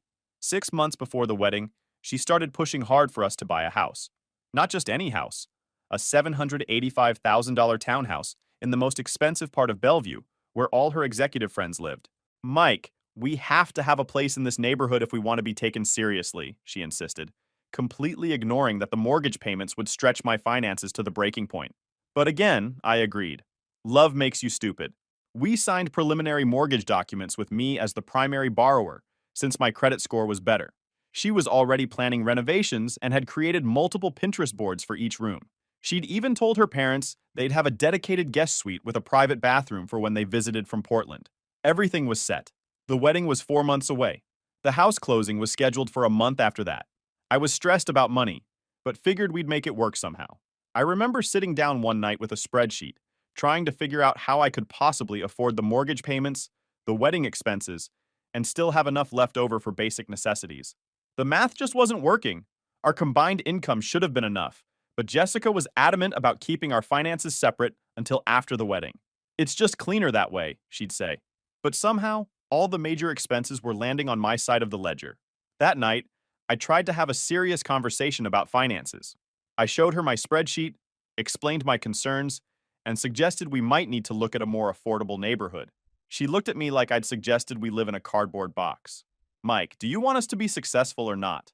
This neighborhood isn't just about a house. It's about connections, opportunity, being surrounded by people who will elevate our careers. But we can't afford it, I insisted. Not unless you're planning to contribute significantly to the mortgage. She sighed dramatically. I told you, I'm handling the wedding vendors and honeymoon planning. Plus, after we're married, I'll be up for a major promotion that will double my salary. We just need to present the right image until then. That promotion was news to me, but it gave me hope. Maybe she was right. Maybe this short-term financial strain would pay off in the long run. So I ignored the knot in my stomach and agreed to move forward with the house plans. We spent the next few weekends attending open houses, meeting with interior designers, because apparently our furniture wasn't good enough for the new place, and going to dinner parties with her friends from the neighborhood. I felt increasingly out of place, but Jessica seemed to thrive on it all. She'd introduce me as my fiancé, the aerospace engineer, like I was some kind of status symbol rather than a person. Then came the text that changed everything. I remember the exact moment my whole life got flipped upside down. I was standing in line at QFC with a basket full of random crap. Pizza rolls, fancy scented trash bags, and some energy drinks to help me through a big project deadline. My phone buzzed, and I saw Jessica's name pop up. Didn't think nothing of it at first. Figured it was about dinner plans or more wedding venue drama that had been consuming our conversations lately. Instead, I got 8 words that felt like a punch to the gut. Wedding's off. Expect a call from my lawyer. That was it. No explanation, no emotion, not even proper punctuation, except that cold period at the end. Like I was just some business deal she decided wasn't worth her time. I just stood there frozen like an idiot. The cashier had to tell me twice it was my turn. I remember mechanically paying for my stuff, driving home in complete silence, then sitting in my apartment parking lot for like 15 minutes before I could even make myself go inside. The weirdest part? I wasn't crying or yelling. I was just quiet. The only thing I texted back was "as you wish," a Princess Bride reference she probably didn't even get. I knew what that text really meant, though. It wasn't just canceling our wedding. It was her saying, "Don't contact me. My lawyer will handle everything." I was being discarded like yesterday's garbage, and she thought she held all the cards. But she forgot something pretty damn important. As I sat there on my couch, staring at her text message, something clicked in my brain. The mortgage, the wedding fund, the joint accounts we just started setting up. Everything was still in progress. Nothing finalized. So I made a decision. Before I even took my coat off, I opened my laptop, logged into Chase Bank's mortgage portal, and withdrew my application. Took exactly 3 clicks. And just like that, her dreams of the perfect Bellevue townhouse collapsed. People probably think that was petty. Maybe it was. But after 3 years of slowly erasing myself to become what she wanted, after all the sacrifices I'd made, this wasn't just about being petty. This was about keeping some of my dignity intact. Still, I wasn't prepared for what happened next. The next few hours were surreal. I kept expecting my phone to explode with calls and texts from Jessica demanding an explanation, but there was nothing. The silence was somehow worse than any angry confrontation would have been. It confirmed what I was starting to suspect. I had served my purpose, and now I was disposable. I barely slept that night. My mind kept racing, replaying every moment of our relationship, searching for clues I might have missed. Was it something I said? Something I did? Had she been planning this all along? The questions kept piling up with no answers in sight. The next morning, I forced myself to go to work, despite feeling like a zombie. My team lead took one look at me and asked if I was sick. I hesitated, then just said, "Jessica ended things, called off the wedding." The sympathy in his eyes almost broke me. "Take the week off," he said quietly. "This project will still be here when you get back." I nodded gratefully and headed back home, stopping at a grocery store to pick up some comfort food. That's when I saw it. A bridal magazine with a cover featuring a model wearing the exact dress Jessica had chosen. I stood there in the checkout line, staring at it, feeling this weird disconnect. Just yesterday, I was going to marry this woman. Today, she was a stranger who had decimated my life via text message. Back at my apartment, I started gathering Jessica's things. The clothes she kept at my place, her toiletries, a few books. It wasn't much, considering we'd been together 3 years. It struck me then how little of herself she had actually invested in our relationship. Even her presence in my home was minimal, always insisting we spend time at her place because it was nicer. Another red flag I'd missed.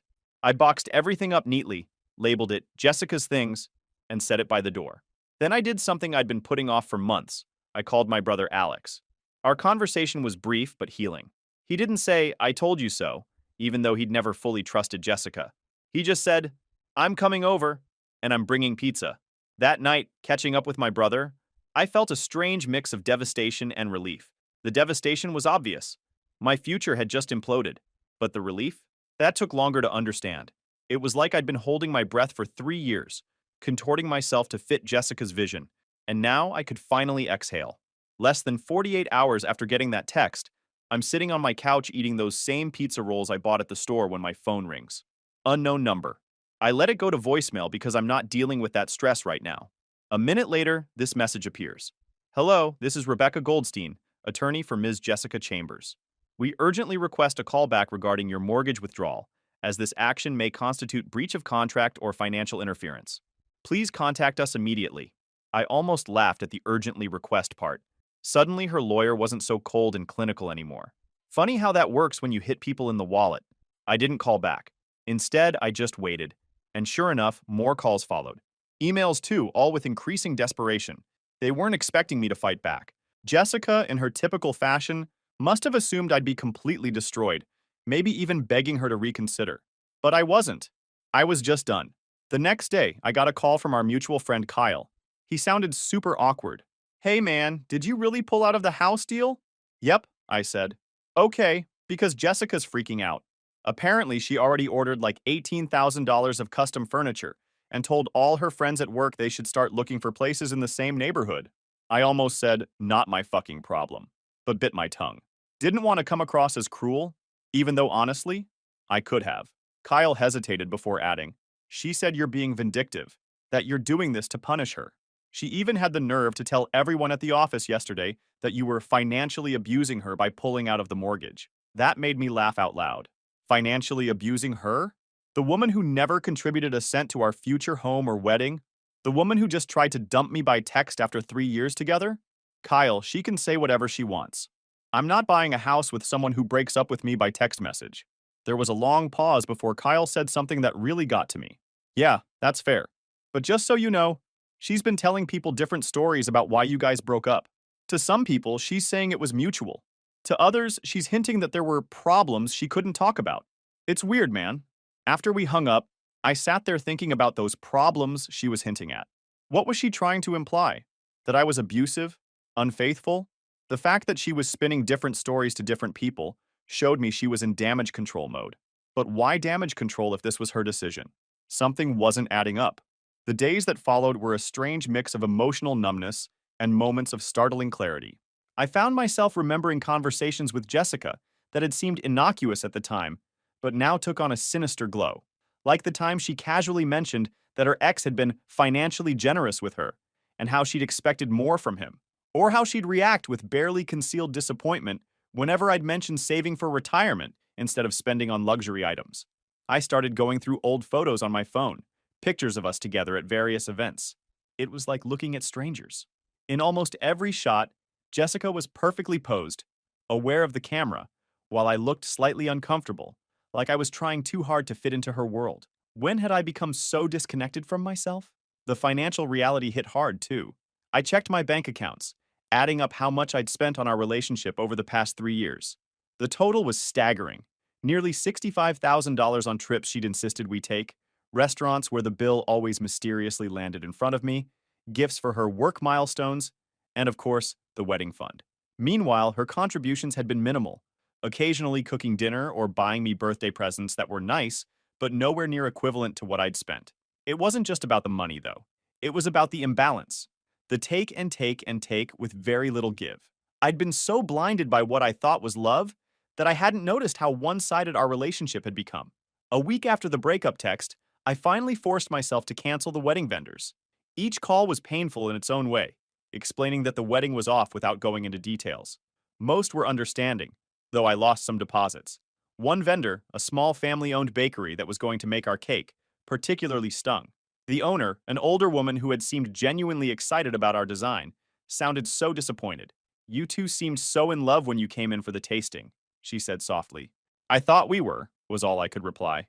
After canceling the last vendor, I poured myself a cup of coffee and sat on my balcony, watching the Seattle rain. For the first time since the text, I felt tears welling up. Not for Jessica, but for the future I thought I had. The life I'd planned and lost. The person I'd twisted myself into becoming. But beneath the grief, something else was stirring. A quiet determination. A realization that I'd been given a chance to reclaim myself before making what would have been the biggest mistake of my life. As painful as this was, maybe it was also a gift. That's when my phone lit up with another notification. An email from the mortgage broker, confirming the withdrawal of my application. The subject line read, "Application terminated. Future options available." It felt oddly prophetic. What Jessica didn't know, what nobody knew, was that I had started noticing weird things in the weeks before her text. There were signs, looking back. Late-night work emails that she'd hide her screen for. Unexplained client dinners that seemed to run suspiciously late. The way she'd immediately lock her phone when I walked into the room. I had noticed all of it. I just didn't want to believe what it might mean. But now, with everything falling apart, I felt like I was finally seeing clearly. So instead of replying to her lawyer or trying to salvage anything, I stayed quiet. Let them panic. Let them wonder what my next move would be. And in that silence, the truth started bubbling up to the surface. 3 days after the text, there was a knock on my apartment door around 8 p.m. I wasn't expecting anyone. It was her father, Mr. Chambers.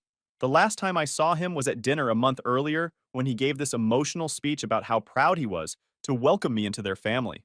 Now he just looked tired and embarrassed. He didn't even say hello before blurting out, "What's going on with the house?" I folded my arms and said, "I'm not buying a house with someone who tells me we're done by text and sends her lawyer to talk to me. Are you here as her representative?" His eyes darted down. "No, I'm here because she won't tell us anything straight. One minute she's saying the wedding's off. Next she's screaming about furniture invoices and credit pulls, and how she's going to be humiliated in front of all her coworkers at Apex Marketing.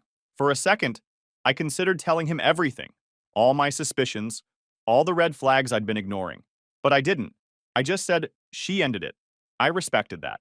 She can handle the consequences of her actions for once in her life. He nodded slowly, then muttered something like, "I told her not to do this," and walked off.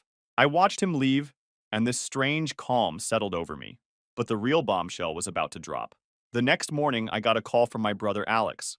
We were always close growing up, but Jessica had successfully driven a wedge between us over the past year with her comments about him being too blue-collar and not fitting in with our new social circle. I hadn't talked to him in almost a month. "Hey, bro," he said, sounding hesitant. "I heard about what happened with Jessica from Kyle. Listen, there's something I gotta tell you that I probably should have said months ago." My heart started racing. "What is it?" There was a long pause. "Remember that renovation job I was doing at that fancy apartment complex downtown? The Cascade Heights place?" "Yeah? Well, I saw Jessica there, with some guy. They were going into his apartment together, looking real cozy. I didn't know what to think. Maybe it was a work thing, but the way they were touching each other? I took a picture just in case, but I wasn't sure if I should tell you. Didn't want to mess things up if I was wrong." He texted me the picture while we were still on the phone. It was definitely Jessica, wearing a dress I'd never seen, with some tall dude with perfect hair and an expensive suit. His hand was on the small of her back in a way that wasn't just friendly. The timestamp showed it was from 2 months ago. "The dude's name is Ryan," Alex said. "I asked around with some of the maintenance guys at the building. He's some hotshot investment banker. Drives an Aston Martin. Real douchebag type who brags about his watch collection." Ryan. The name clicked immediately. She'd mentioned him a few times, always as just a client from her marketing firm. Said he was difficult but important. I guess he was important, all right. After we hung up, I went into full investigation mode. I pulled up her Instagram. Most of her posts were suddenly private, first red flag, but I could still see her tagged photos. There was one from a charity gala 3 weeks back, the same weekend she claimed she was at a girls' retreat at a spa.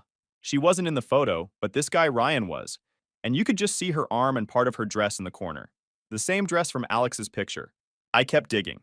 checked our shared cloud photo account that we'd set up for wedding planning. In the recently deleted folder, I found several selfies of her that I'd never seen before, clearly taken in an apartment that wasn't mine. Fancy place with floor-to-ceiling windows and a view of the Space Needle. Exactly the kind of place a hotshot banker would have. The pieces were starting to fit together. The sudden complaints about my salary, the constant comparisons to her friends' husbands who were really going places, the increasing pressure to move to an expensive neighborhood we couldn't afford, the comments about how I should dress better and network more. She wasn't just cheating, she was upgrading, and I was the stepping stone that was no longer needed. I took a day to process all this, to let the anger and hurt work through my system. Then I did something I hadn't done in nearly a year. I called my old college buddy Trevor, who'd been offering me a job at his engineering firm in Denver. A job I'd turned down because Jessica insisted we build roots in Seattle. "Hey, stranger," he said when he picked up. "To what do I owe the pleasure?" "How's that job offer looking?" I asked. There was a pause, then he laughed. "You finally dumped the princess? Job's still open, man. $125,000 plus relocation. When can you start?" For the first time in days, I smiled. "How's next month sound?" The conversation with Trevor was like a life raft in a stormy sea.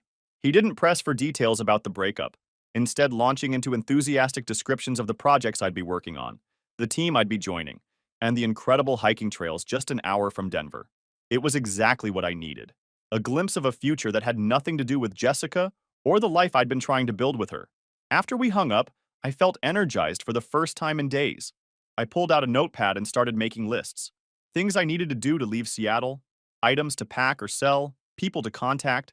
It felt good to be moving forward, to have a concrete plan that was entirely my own.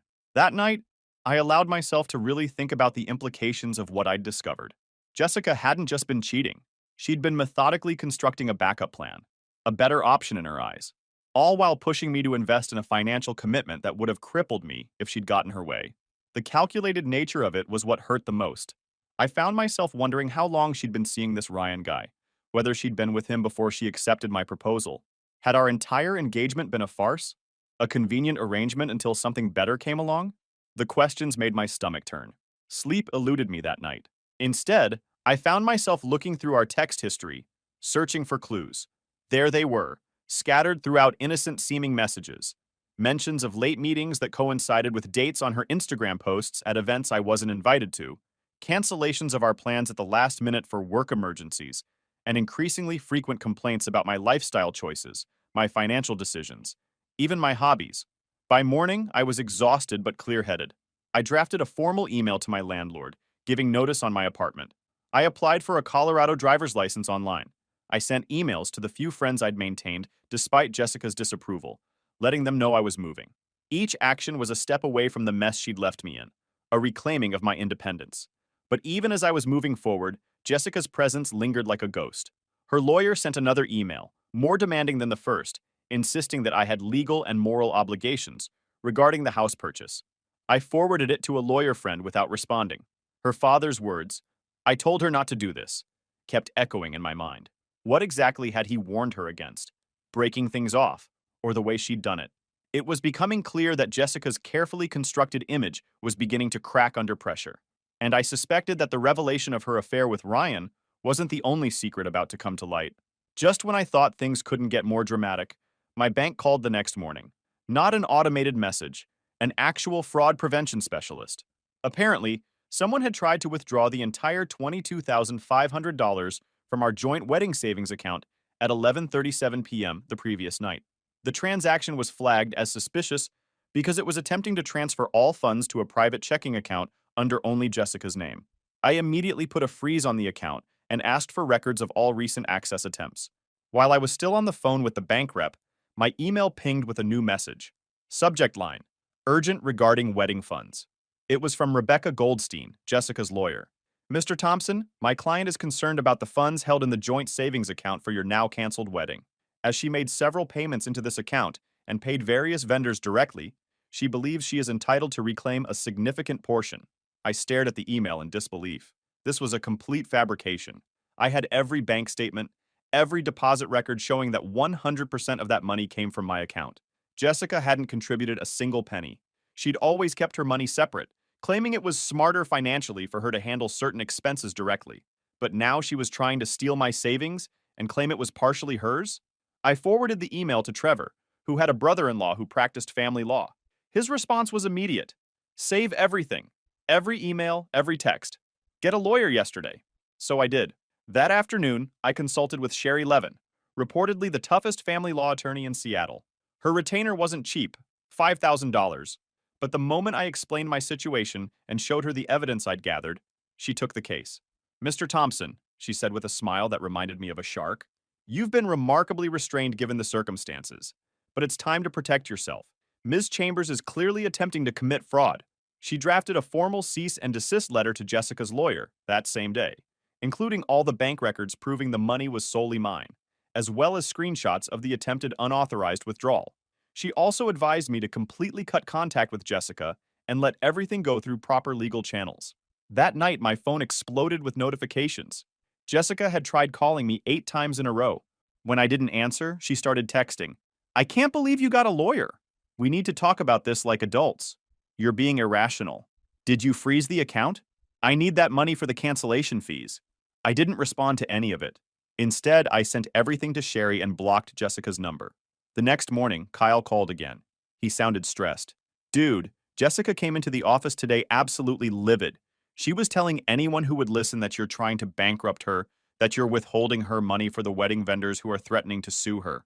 That's interesting, I replied calmly. Considering I have records showing I paid for everything and she contributed nothing.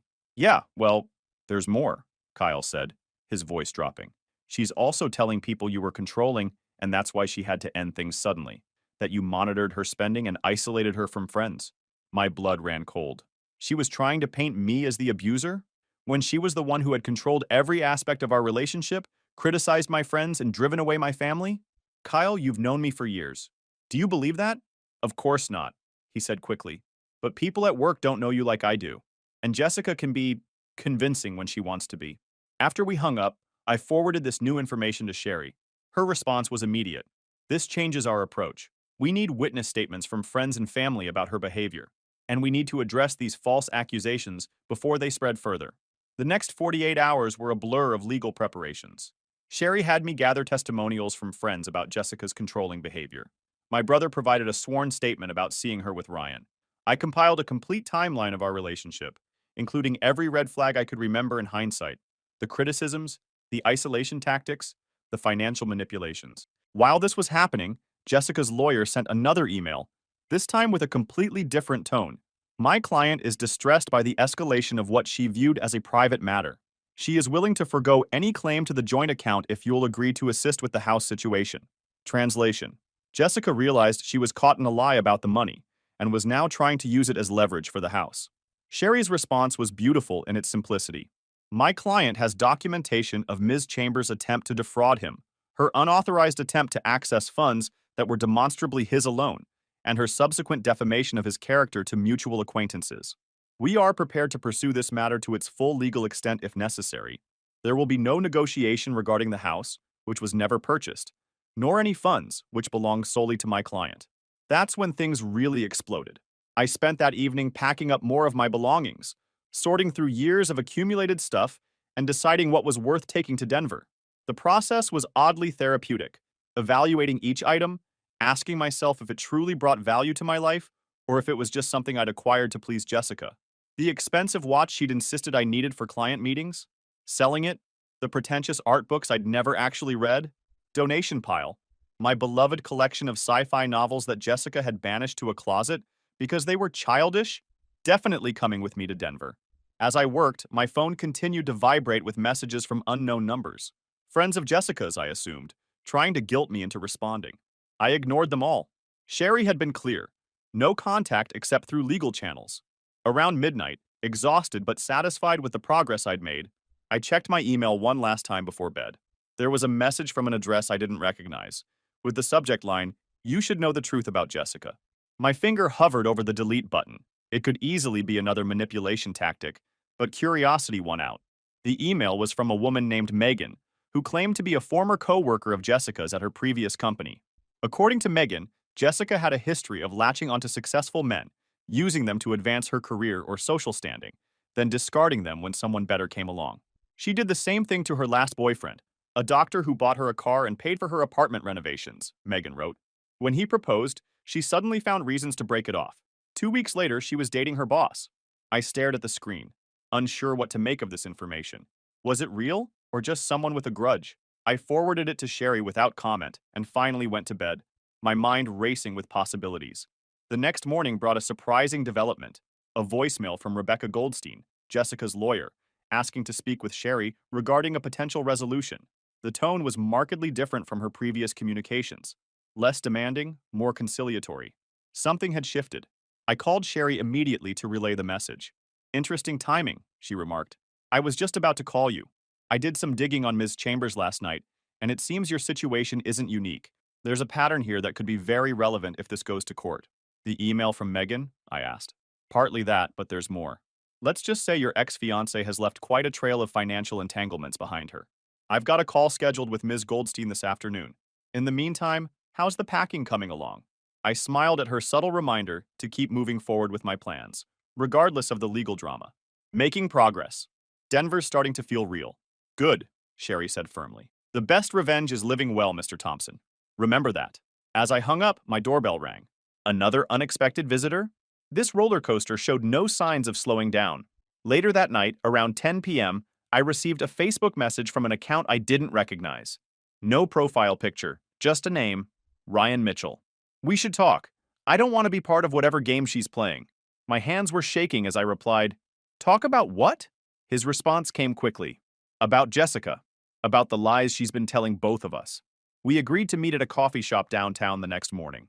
I arrived early, partly out of curiosity, partly to scope out the place first in case this was some kind of trap. But right on time, in walked the guy from the photo. Tall, perfectly styled hair, expensive watch glinting on his wrist. Classic finance bro. He spotted me and walked over, extending his hand. Mike, I'm Ryan. We got our coffees and found a quiet corner. For a minute, we just sized each other up awkwardly. Then he spoke. I need to know something first. When exactly did you and Jessica break up? 4 days ago. She texted me saying the wedding was off. He looked genuinely surprised. She told me you two broke up months ago, that you were just finalizing the house purchase out of guilt because her family had already invested in it.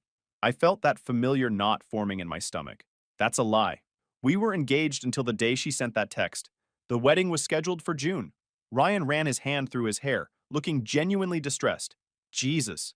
We've been seeing each other for almost 3 months. She told me her ex was clingy and wouldn't accept the breakup. That's why she couldn't post about us on social media yet. 3 months? I echoed, doing the math in my head. That covered our entire house hunting period, the final venue selections, even the cake tasting we'd done together. There's more, Ryan said, looking uncomfortable. She told me you had issues, that you were controlling, even physically intimidating sometimes. That's why she had to end things quietly. I felt like I'd been punched. That's absolutely not true. I never laid a hand on her, never even raised my voice. Ask anyone who knows me. Ryan nodded slowly. I believe you. Things haven't been adding up lately. Last week she told me she needed $15,000 for some investment opportunity. Got really upset when I hesitated.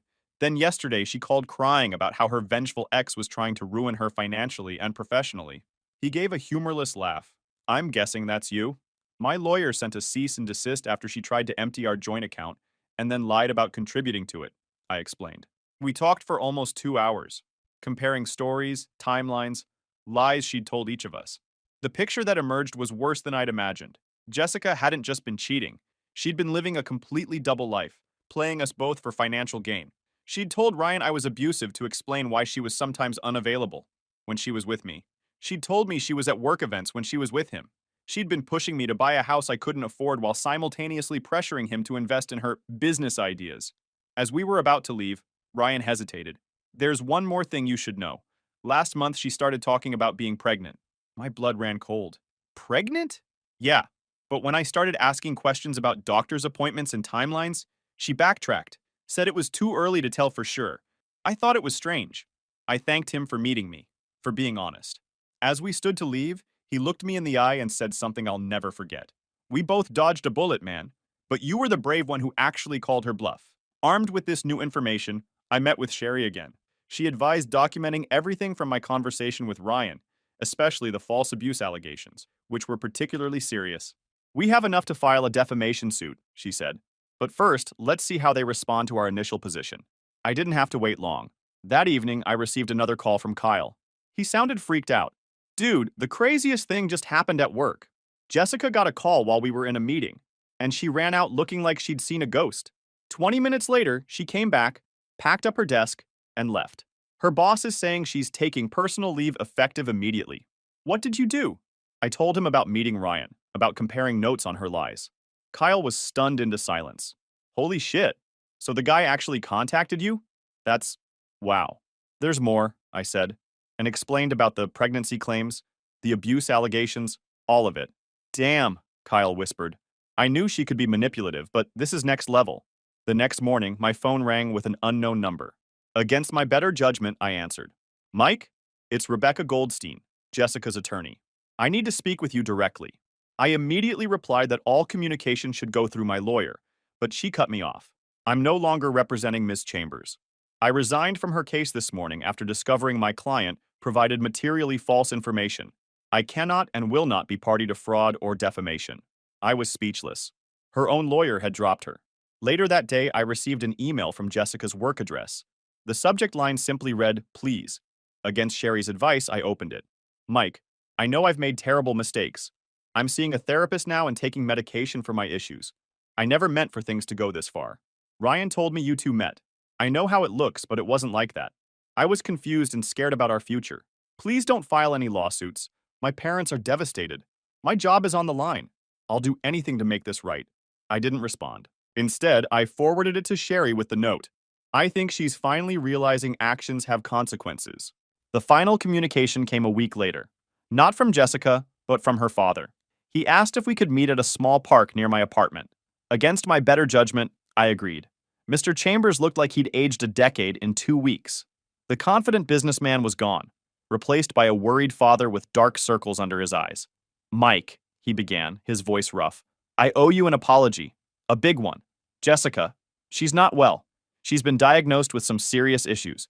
That's not an excuse for what she did to you, but I want you to know that the person you thought you knew, in many ways, she wasn't real. He explained that Jessica had been struggling with mental health issues since college, but had always refused treatment. The perfect image she projected was a facade that required increasing effort to maintain. We've convinced her to enter a residential treatment program, he said. It's the only way forward. But before she left, she asked me to give you this. He handed me a sealed envelope. Inside was a cashier's check for $22,500, the exact amount of the wedding fund, along with a handwritten note that simply said, I'm sorry for the pain I caused. You deserved better. We parted with an awkward handshake that turned into a brief hug. As he walked away, he turned back once. By the way, congratulations on the job in Denver. Fresh start sounds like exactly what you need.